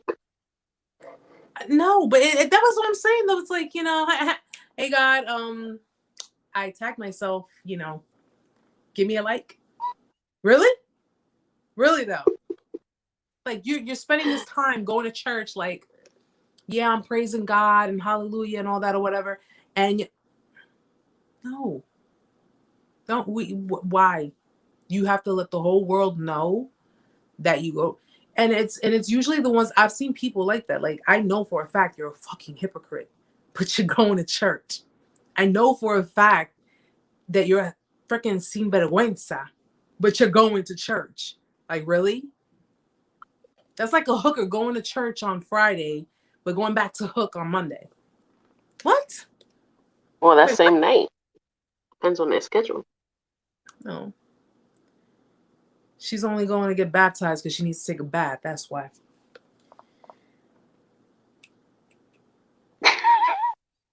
I'm a woman of God. However, I do believe there is a reason we all have something to give in this community. Some works for one person and some works for another's. Yes. Magnificent. Oh, thank you. Thank you. Thank you, Lori. Yeah, I mean, I listen, I've grown up believing in God my whole life.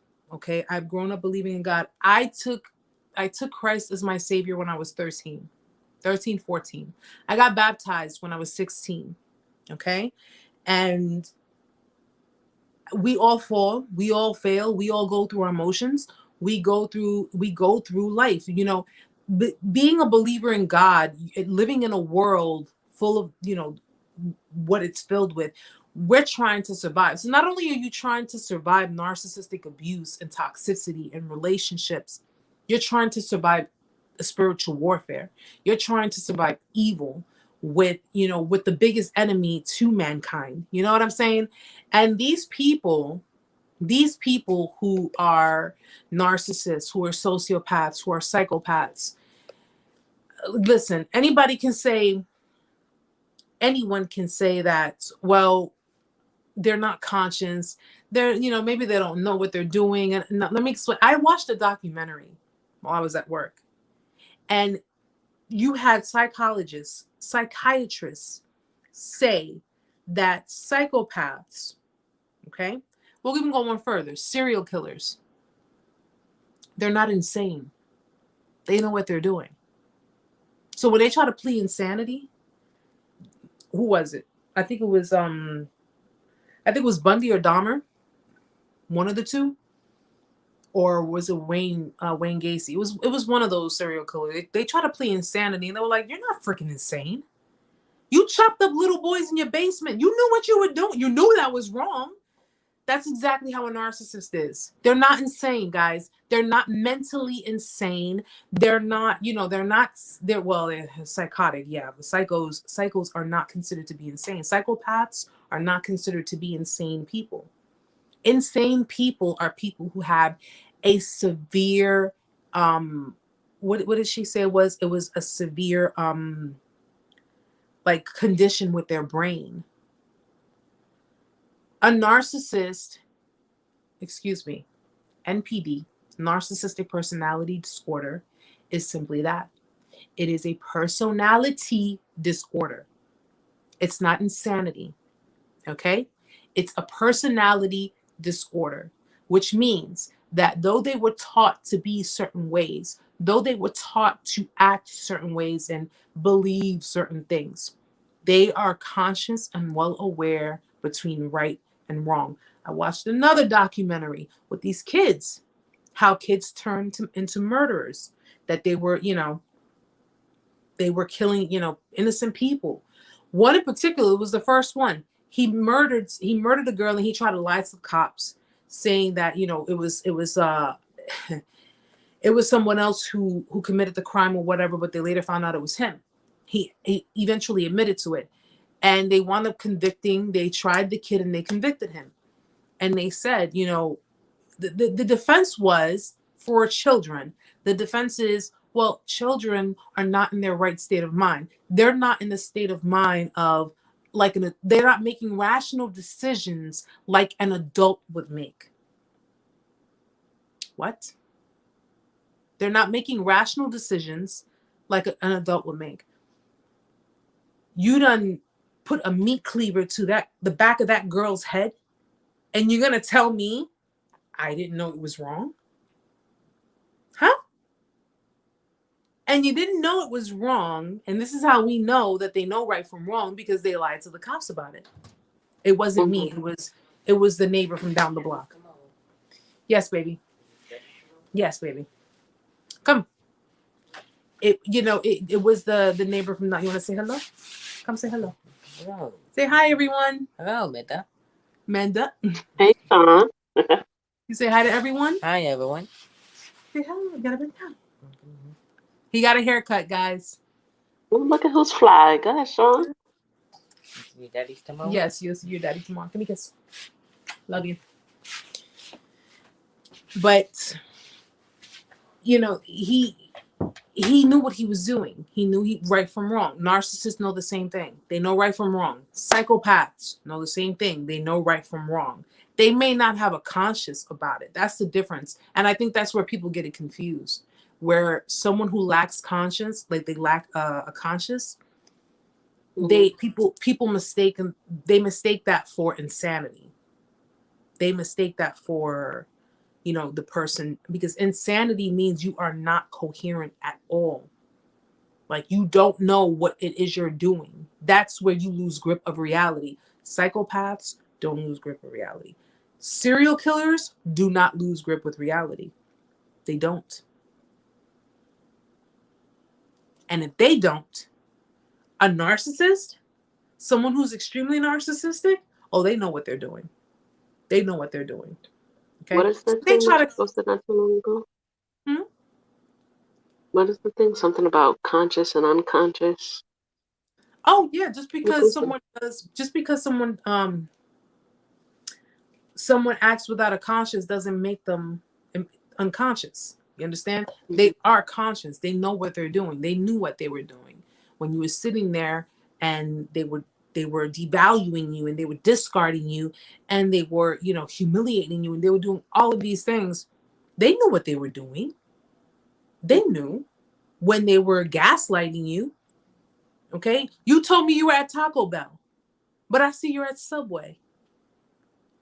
Oh no, I'm at Taco Bell. Bro, I'm looking right at you. I see you at Subway. I don't know that you probably looking at somebody that look like me. I'm at Taco Bell. If you come out that damn store and I don't see a burrito in your hand, come on, man. Like, no. They know what they're doing, guys. Gaslighting people, first and foremost, for you to gaslight someone, you're clearly lying to someone. So you're clearly trying to hide something from someone. You're clearly trying to, and all of this is premeditated. Guys, this is all premeditated. All this stuff is premeditated. So all of this, I don't know what happened. It just happened. No, bro, it didn't just happen. You were thinking about this probably, June 15th? Huh? June 15th, 2017? Yeah, that's when you started thinking about this, because that's when your ass started acting up, and you started acting all kinds of ways with me from that point on. And this is why I try to warn people ahead of time. That's why I did the how to tell a discard before it happens. I did a video on that, because when they're about to discard you, they start acting certain ways, but you don't notice it. And the reason you don't notice it is because you're so embedded in the confusion of all the behavior that's been going on throughout your relationship. And then they look at you like you're just being a bitter bee. You're just being bitter about it. I just don't want to be with you anymore, and you're being bitter about it. You really think your shit is worth all that? Come on. But they will deflect, they will project, they'll put all of that on you, and they'll basically, they'll basically just, like I said, guys, They know what they're doing. They know what they're doing. They knew what they were doing. And if you are not leaving any room for them to come back in, if you have decided to just cut all ties and say, no, that's it, I'm done, it's finished, it's over, ya hecho, that's it, then they're pretty much going to, I mean, listen, the most they could do is watch you. The most they could do is, check in on you. They have no choice but to go for whatever other supply or go for someone new, deal with someone else. They have no choice. Okay? They have no choice. Will they try? Maybe. Maybe they might give it a couple of years. They might give it a couple of years, and try to come back and be like, hey, don't matter me. It's like, what part of go don't you understand? Like, be gone, Satan. Be gone, demons. It's like, I mean, seriously, like, no, don't bother with me. Don't bother me. Just leave me alone. You did what you did. I had to go through my healing. I had to get through the motions. I'm done with it. I'm over it, and that's it. And you guys do everything possible, especially if you believe in God. I'm not, if you don't, I mean, to each their own. But if you do, I did everything with the help and strength of God, because I was at a point in my life that I was just like, I did not want to do it anymore. And I did contemplate suicide, but it was not going to happen. He was not going to let it happen. This is why sometimes when they have like near-death experiences, if you have a certain purpose, obviously you have a certain purpose on this world. God's basically using you as a tool. Let him use you as a tool. Let him use you to help other people. We as victims, listen, narcissists are victims themselves, but they're victims of abuse from other people, from people who have nothing to do with you, okay? They're victims of that abuse. And they took that abuse and put that onto you, because the minute you showed them your true, genuine side, the minute you showed them your loving, caring side, what was the first thing they did? They took that as a weakness. They didn't take that as, wow, this is someone I could really be with. No, they took that as, you're weak. You're weak, because they're used to people who shit on them. They're used to people who use them, who abuse them, who lie to them. They're used to all of that. So when they finally meet someone who's the total opposite of what they're used to, they take that as you're a weak person. You're weak. And I mean, that's how I got looked at too. I got looked at like, Erica, you're weak. Baby, the only thing I'm weak for is chocolate. Okay? That's the only thing I'm weak for.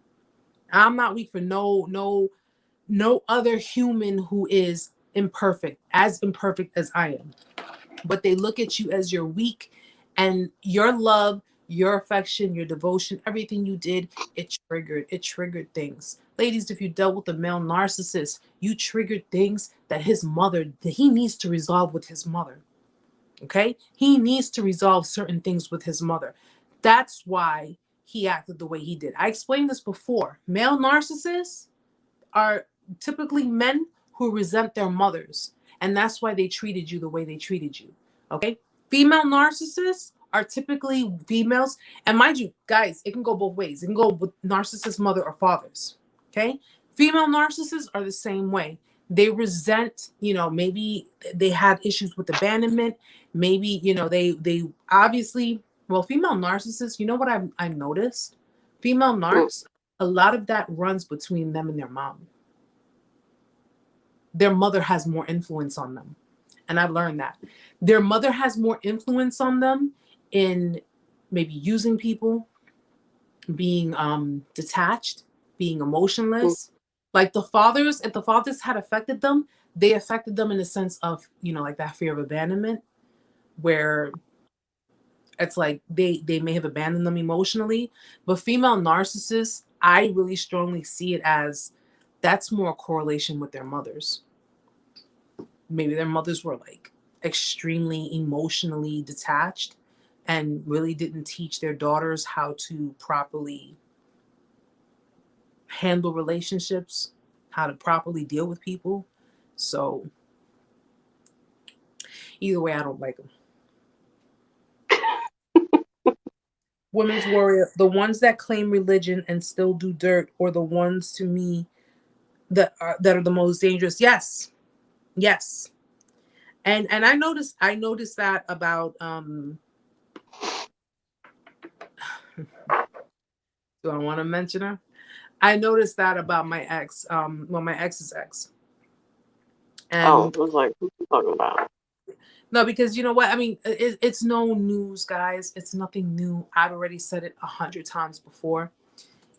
When I was in the relationship with my ex, even though he was had his eyes doing whatever elsewhere or closed or whatever, I was keeping an eye on his ex because there was just something. I listen. If I don't like you, there's a reason. Your your spirit doesn't sit right with my spirit. There's a reason. It is just the way it is. Um, and I was watching her because there was just something about her that I did not trust. I received certain visions. I received certain dreams, and these were not very nice dreams. These were not very good dreams. But I always, when I look at certain people, I always, I use the benefit of the doubt of the devil can always be in the details. So you have to be careful. But I did notice that there were certain things. And I did notice that she claimed to be very spiritual. She claimed to be I'm the, I'm the spirit, I'm a spiritual person, like, vibing with my soul tribe and all this stuff. Whatever. Um, Went to church, all of that, or whatever the case may be. And I just did not sit well with me how someone who claims to believe in God, someone who was so spiritual, would covertly bully people or like shame people and do things that just, it would be like, one, she was a very big on attention seeking. Okay. Very big on it. And again, I don't know if she did it because when me and my ex were together, the two of them had each other on Facebook. So she would constantly post on Facebook or whatever. I don't know, maybe to get his attention. I don't know. Don't know. But she would, it's just certain things about her that did not sit right with me.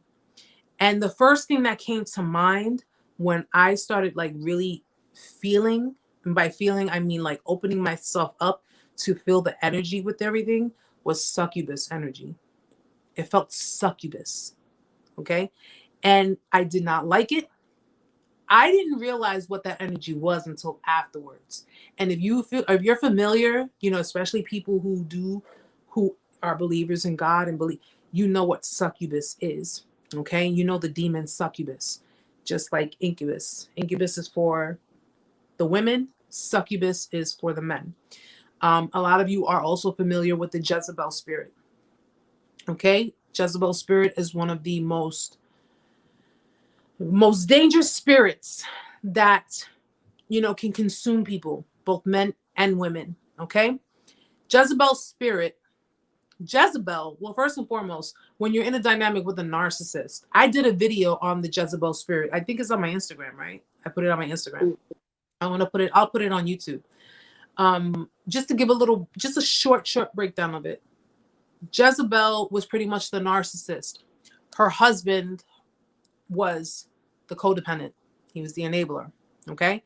Jezebel pretty much manipulated her husband to commit acts of murder, acts, all different types of, crimes that went against God. She didn't even believe in God. Okay. She killed pretty much, if not all, most of God's prophets. Okay.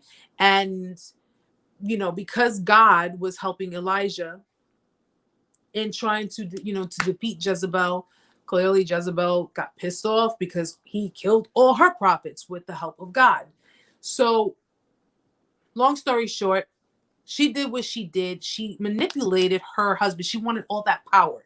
She was very greedy. She wanted to be the queen. She was a queen, but she wanted to be that queen in full power. She manipulated her husband to commit these murders, to commit all these acts. God warned her to stop. God warned her quite a few times until he got fed up. Okay.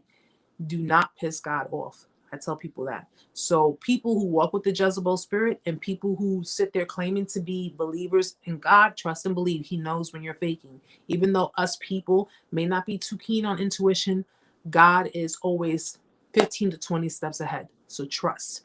You're not fooling anybody. But anyway, when her spirit basically passed on, Satan made her, he basically took her spirit and he made her the high, what is it called? Like the lieutenant? Was it captain, lieutenant? I don't know which one is I forget which one is the highest. Captain and then the lieutenant, right? Mm. So she pretty much is, so she pretty much rules. She's like the second close to Satan, second dangerous spirit. She basically she's a spirit of greed. She's a spirit of envy. She's a spirit of darkness. She's a spirit of control, manipulation, mind games. She's a very, very dangerous spirit. She latches on to people. It could be men and women. So if you dealt with a narcissist, which if you're familiar with a lot of these channels talking about the Jezebel spirit and narcissism, if you dealt with a narcissist, chances are that person was consumed by the Jezebel spirit while you took the role of her husband, okay, which was, I think his name was Ahab, if I'm not mistaken. His name was Ahab, as the codependent. So you basically, and it's there's just so many different things that we can talk about. Maybe in this week's live, we'll talk about it. But she had a spirit. She had a certain type of vibe I did not like. I did not like it. It was not because she's his ex. It was not because she was, the mother of his child. It was not because of any of that. I actually try to give the benefit of the doubt. And I was accepting to the fact that he said they were friends. They were still friends. I was accepting to the fact that he said that she was still friends with his family. I was accepting to all of these things.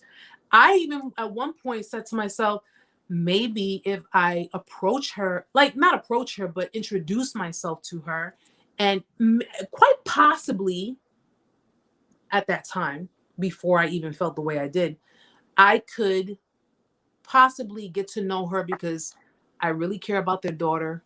I was in love with him, and I really wanted to make sure that the dynamic did not have any kind of bumps in the road. Yeah, there was a reason why it didn't happen. There was a big reason why it didn't happen. And in watching her and seeing what kind of person she was, I did not like the things she was doing. I'm a woman of principle, and I just her demeaning people, her demoralizing people, her shaming people, her just acting like she's the shit, and that fake humility, it just did not sit right with me. When someone's being fake, like they're just trying to be. I'm humble. I'm humble. I'm just so humble. I don't like that. I don't like that. I don't like that fake humility. I don't like that whole, I go to church, I believe in God, but yet I'm sitting here shaming people. I don't like that at all. I did get certain dreams that did not sit right with me, and when it boils down to her, like I said, her and him have a very tainted past, but I saw what her end game was. And when the discard came with me, I come to realize that a lot of the stuff that she had done to him, he projected that onto me. So, and then to top it all off, she tried to, what's funny though? Now that I'm thinking about it, what's funny about it is she put up a post. This was back then when I was going through the discard and everything. She put up a post calling him, a big manipulator. He's been manipulating her for so many years, and she's so tired of this and that and blah, blah, blah, whatever. And my thing of it is that, okay, well, if he was manipulating you for so many years and doing all of these horrible things to you that you said he does, why are you still trying? Why are you still, I guess, remember when I told you he probably rejected the idea, the notion, whatever. Because it seemed all too convenient. Guys, if you're dealing with someone who's like, well, I'm still friends with my ex, and I am no longer a fan of that. I'm no longer a fan of that.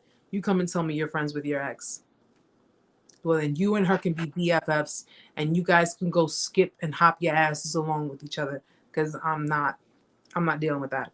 Narcissists recycle exes too, guys. They recycle exes. So just keep that in mind if you're dealing with someone who has extreme narcissistic tendencies and they are in contact or they're in in the presence of their exes, because a lot of them tend to go back to their exes.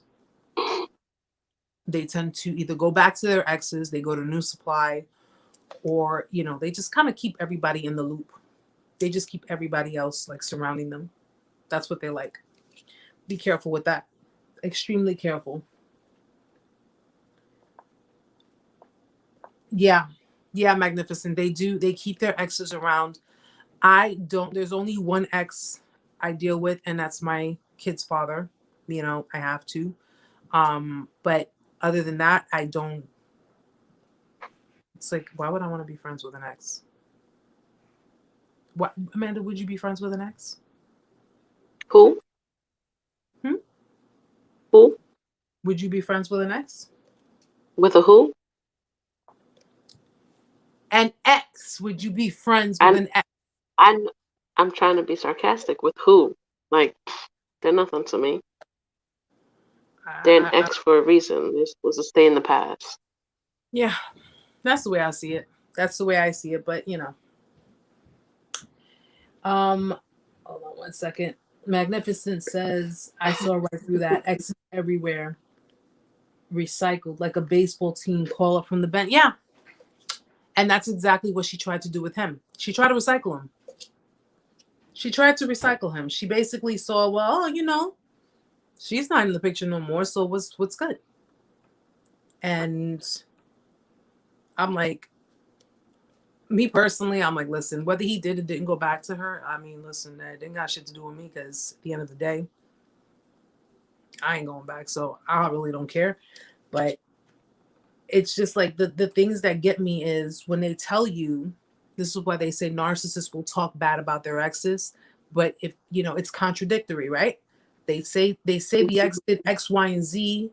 They hurt me. They lied to me. But not even. They're still you're still friends with your ex. But you said that they did all of this to you, and you're still friends with them. Me, I'm like, I guess they got an easier chance of forgiving. I'm not so forgiving. You're not going to do to me what someone else did to you and then look at me like, oh, well, we can still. I could tell you what you can do and you're not going to like it. No. But they do try that too, guys. They try to keep you they'll try to keep you as a friend. But listen, we can't be together, but can we still be friends? Nope. No. Erica said no. That's what Erica said. Nope. Erica said, just say no. That's it. Nope. Just say no. Don't. Nope. They're very toxic. They're no good for you guys. Your healing is priority. Your healing is what's important, and that's the main thing. That's the key thing for you guys. Okay, healing, getting through the motions. You may not forget. It may take time for you to completely accept and move on from it, but your healing is priority. I was told the ex-husband broke both wrists and physically abused her, yet they're friends. Mira esa cara. Tú esa mierda. Tú esa mierda. Okay? He broke her wrist and physically abused her, yet they're still friends. Does that make sense to you guys? Does that make sense? This man does not want to take down the break. Huh? She's probably waiting for the other limbs. No. I mean, she lied. Either this, you know what? No. Let me take that back. Because it can mean one of two things. Either one, she is a narcissist and she lied about everything and it was probably her, doing the abuse to him. Or two, she's in a trauma bond with him. And if he is the narcissist, she's not letting him go. I like that stuff. You have inverted narcissists. Remember, I told y'all inverted narcissists, who are people who like to be in dynamics with other narcissists. These are codependents. These are covert narcissists who are codependents. So, Magnificent, you said she told you her husband broke both her wrists and physically abused her. So again, either she was lying to you and she was the one who was really abusing him throughout the relationship, or she has a trauma bond with him and she has not let that go. And that's why she keeps him. That's why she keeps him in her environment, because she has not let that go. I will not deal with anybody. I will not deal with anyone who is friends with their exes. I won't do it. I won't do it. I will, Amanda, I will not do it. I won't deal with anyone who's friends. Huh? Just say no. No, I won't do it. I will not deal with anyone who's friends with their exes. I will not deal with anyone who... I just don't want to deal with nobody. Do like me, guys. Be happy on your own. Get you a big bag of chocolates, okay? Get you an iced coffee, Netflix and chill. That's it. Enjoy yourselves. It's you're not missing anything. You're not missing anything. Trust me. For Valentine's Day, you're not missing anything.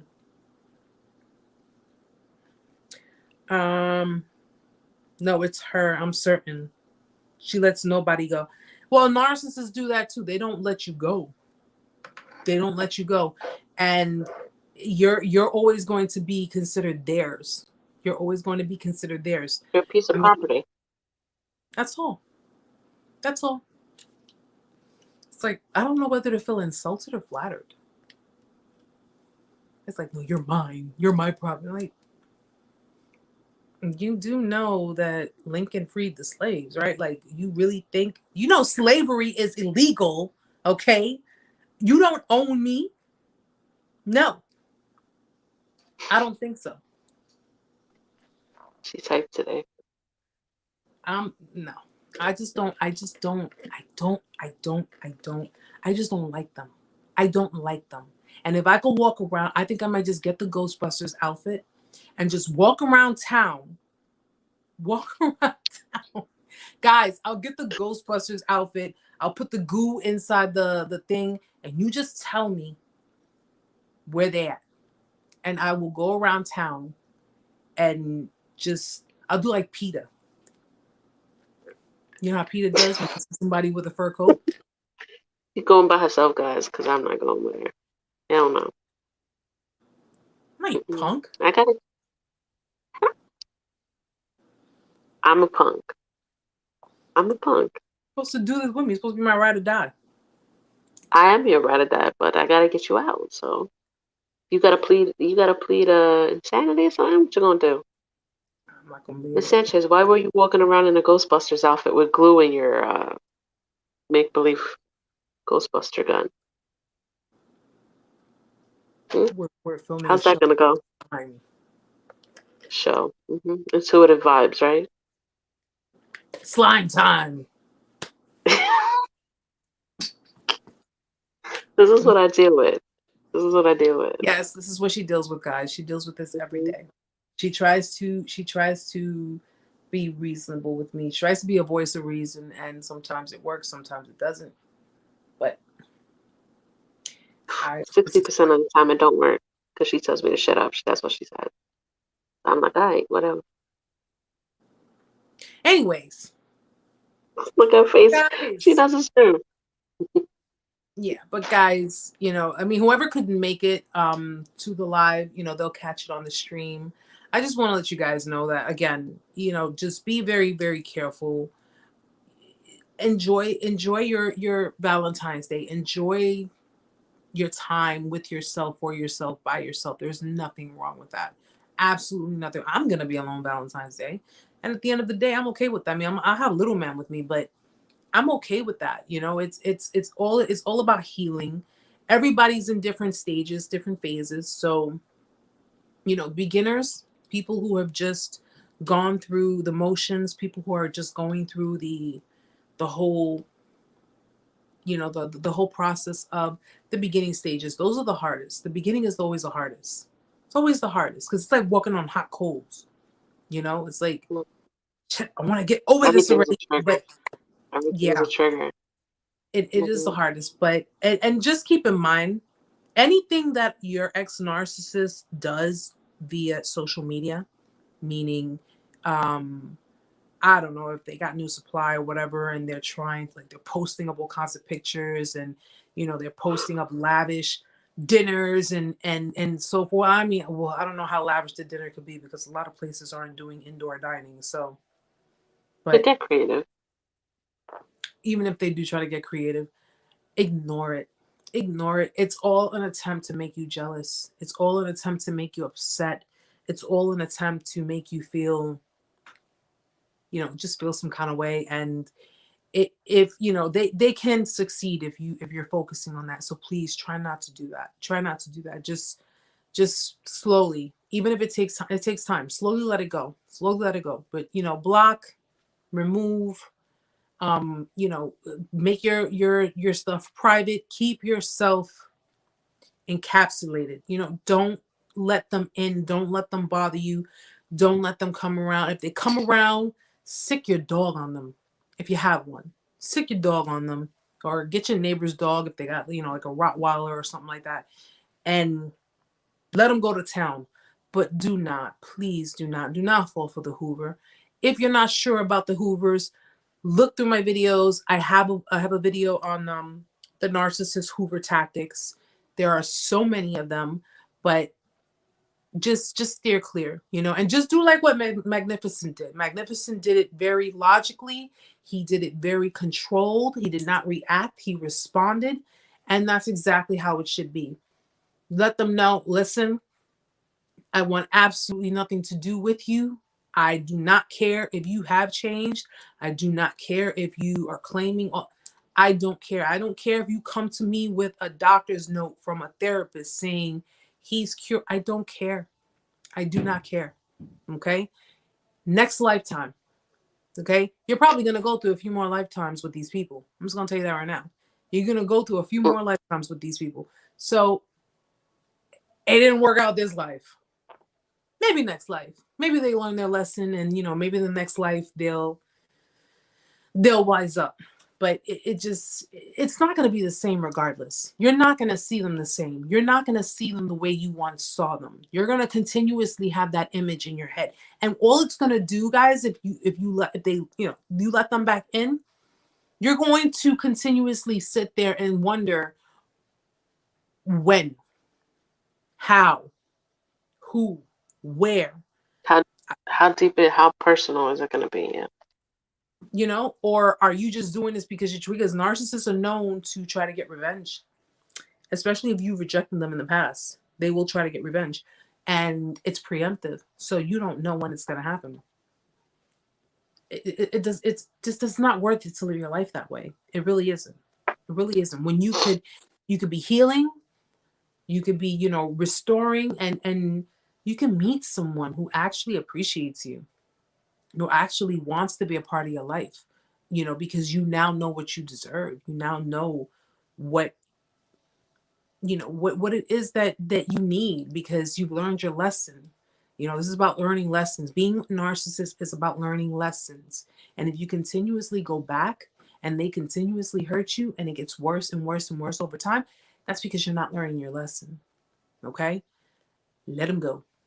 Let them go. I'm telling you. If you want a picture, I will send you a picture of me. You could blow it up and keep it by your door. So every time you're about to leave your house, okay, that's a reminder. Erica said no. Okay? It's not worth it. Trust me, not worth it. Do like me. Leave no room for a Hoover. Leave no room for a Hoover. Okay? I don't care if you got to throw up. I don't throw up subs. I don't do subs. I just say it like it is. Stay the fuck away from me. That's it. Stay away from me. I don't want to hear what you got to say. I don't want to know anything about you. I don't want to know anything about your family. I do not care. Don't want any part of anybody or anything. Okay? Nothing. come looking for me, you're going to have some problems. So, no. And I have been narc free almost 3 years. It's going to be almost 3 years, guys. Almost 3 years. Compared to how I first was when I went through my discard to now. I don't want anything to do with anybody. Let them have it. Let them have that. Let them have that supply. Let them have everything that they hurt you for, everything they discarded you for, everything they disrespected you for, everything that they've done. Let them have it. Go and be with whoever you want to be with. Go and do whatever it is you want to do.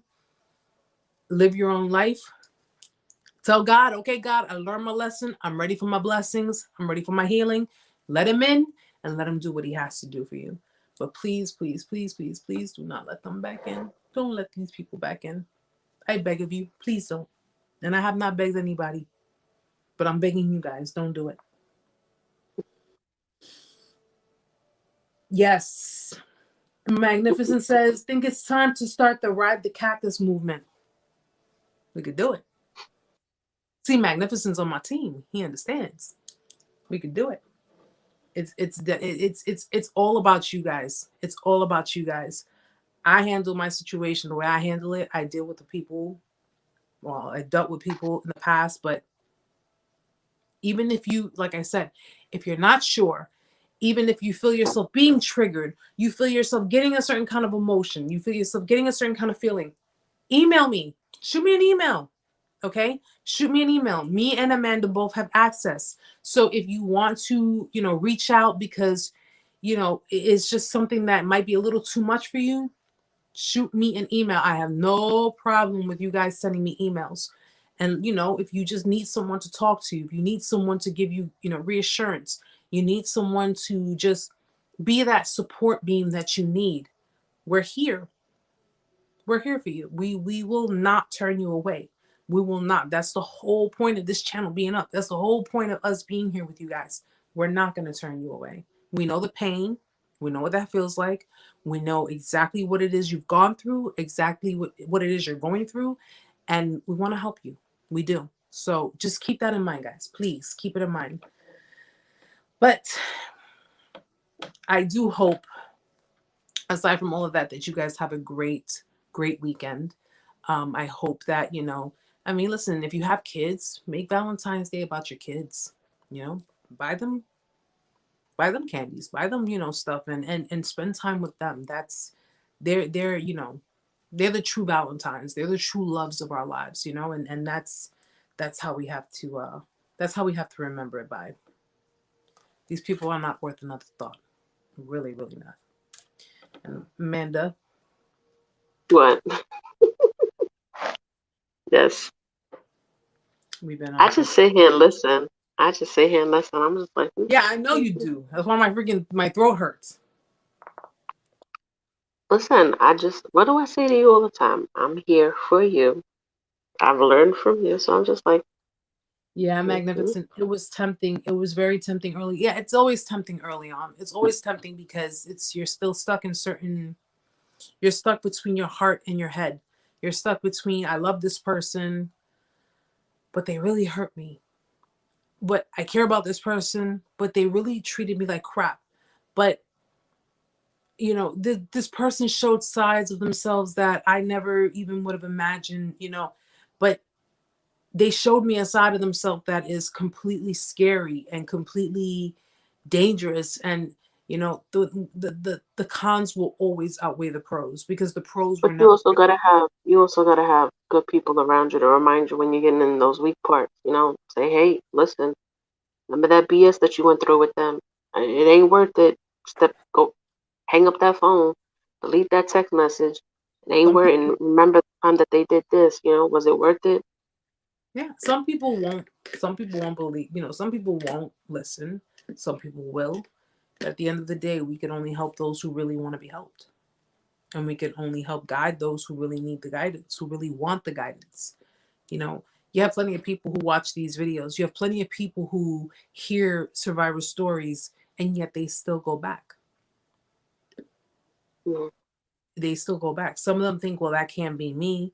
You have people who are listening to survivors that maybe they didn't experience narcissistic abuse, and they're listening to people and they're like, okay, it's not that serious. It's not that serious because you haven't gone through it, but it doesn't mean that you can never go through it. It's very serious. It's very, very serious. And you are going to have people that are going to be like, get over it. It's been how many years? I don't care if it takes you 10 years to heal, guys. You do your healing and stay the hell away from these people. Especially if they come around on some, you're still mad. You're still caught up on that. You're still holding on to that. I mean, can I at least show you that I've changed since then?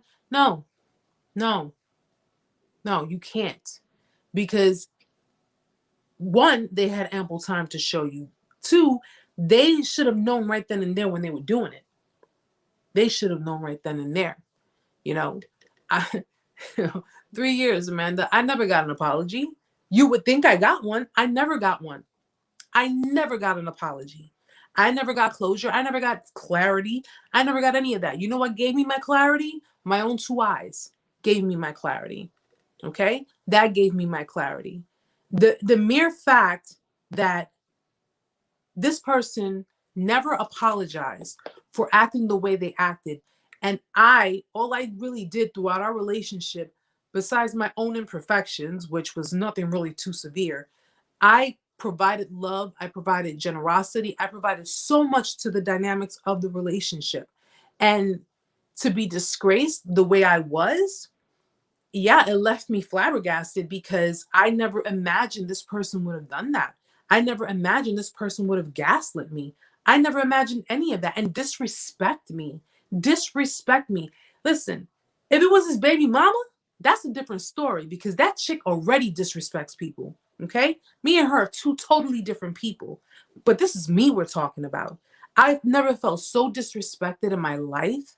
I never felt so betrayed in my life. And not only by him, but by his family. Because I have not once heard one word from anybody in his family. Not one word. Not from his sister, not from his mother, not from his aunts, not from anybody. Not one word. Why? Because they already knew this happened not because of me, but because of him. But because they don't want to say anything to me, because they were too busy being on her side. Because, oh yeah, the family, let me explain something to you guys. When it boils down to the families, they will always be on the side of the other toxic person. Because at the end of the day, you did not mean anything to them. Okay? I learned that. I didn't mean anything to these people. All I was, well, I probably, you know what, Amanda? I probably got looked at. Well, let's see how long this will last. Let's see how long it'll last before he tears you down, or vice versa. But at the end of the day, you just move on. You move on. You are, this is the part where you got to be responsible for your own strength. You got to be responsible for your own healing. You got to be responsible for your own closure. You have to be responsible for your own clarity. It's a lot to take on, but you know what? Keep God in your corner and trust me, you'll be able to make it happen. You'll be able to make it happen. And you can actually, because when they decide to try to Hoover you, it's because you got something that they want. Okay? You got something that they want. When my discard happened, I was a nobody. I was a nobody, guys. I was just that, oh yeah, it's just that girl from, on the other side of Queen. I cried. You know what's funny? I cried on the phone to him. And he's like, what the fuck is your problem? What's wrong? I'm like, you're going to forget about me. I cried and told him that. I said, you're going to forget about me. He goes, what are you talking about? He goes, you keep acting the way you do. Yeah, I am. When I was listening to all of that, and I'm like, oh, no. You will never forget about me. You will not forget about me. Okay? And I'm not doing what I do to gain attention or do any of that. I'm doing what I'm doing because I went through it. You guys went through it. We all went through it. And at the end of the day, I'm here to tell you, you're going to get through it. You're going to get through it. You will get through it. and you show them who you are, show them what you're made of, show them that, you know something, this goes to show that everything you did was because of how you feel about yourself, because I'm an awesome fucking person and I will always be an awesome person. So just keep that in mind, guys. Keep that in mind. Keep everything in mind if they decide to try to hoover you back in. If they decide to try to, you know, slither their way back in. Okay? The Hoover has not happened with me because he's too ashamed to try to come back at me. He's too ashamed to try to come and say something to me because he already knows he was wrong for what he did. But at the end of the day, like I said, I leave no room for a Hoover. So it doesn't really matter at this point. It really doesn't. Hi, for Justice. How are you, sweetheart? Yeah, Magnificent. Don't fall for it. Don't fall for it. They'll use lust. They'll try to tug at your heartstrings. They'll try to, you know, they'll try everything in their power to get you to try to fall back into it. And it's, you know what?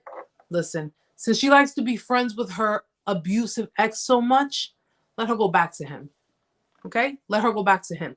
Because if that was the case and he did break her wrist, then guess what? She keeps up being the way she is, you're going to end up breaking her face too. I'm just saying. Well, guys, I'm about to take this hot ass sweater off. It's so freaking hot. It's like hot. But guys, thank you so much for being here with us. I hope that, you know, we were able to get some wise words in there, get a couple of laughs in there, and of course, help you to just get through the motions. Come Valentine's Day, if you're feeling the motions, if you're not feeling, you know, quite right, or whatever the case may be, come back to the video. It's going to stream on YouTube. It's going to stream on Facebook.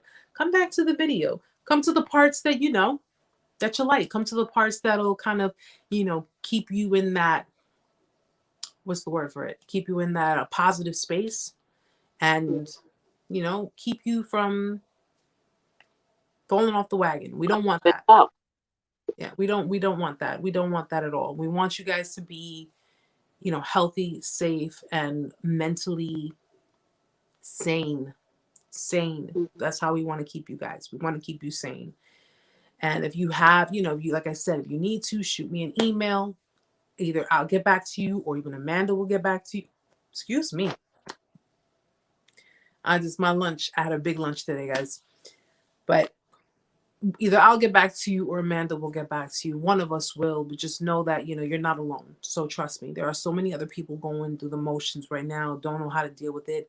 People are going through breakups. People are going through all types of stuff. Have a good night, Magnificent. Have a great weekend too, sweetheart. But you're going to get through it, okay? We got through it. We're kind of cuckoo, but, you know, we got through it, right? No. Keep that on your side. Whatever. I'm not cuckoo. Whatever. We got through it. If I'm cuckoo, I'm cuckoo by association. All right. Right. You guys will get through it too. Okay. So, guys, I love you all. I hope you all have a wonderful weekend. Happy Valentine's Day. And treat yourself. Chocolates. Save me some chocolates. I like the caramel. No. She got enough. You saw what she just threw to the back. She got enough. I'm gonna start on those Milky Ways. But guys, hope you have a great weekend. I will be seeing you guys on Tuesday, 8 o'clock Eastern Standard Time for our weekly chats. We're gonna talk about a few interesting things. I might be working on a video. I might be working on another video to post for next week. But got a lot of stuff going on. So for everyone who was able to come out, thank you so much for joining us. For those who were unable to make it, I'm sure you guys will catch it when it streams on my channel. So if you have any questions, any comments, anything else to add, I mean, this really was supposed to be just more about the hoovering and, you know, the holiday. That's how we do it. Leave a comment in the comment section. Shoot me an email if you need to. Reach out to us, guys, if you need to. If you really, really feel that you need to do it, we'll be more than glad to walk you through things and help you with whatever it is that you need help with. All right, guys. So thank you for being here tonight with us. Amanda, thank you for joining me as always.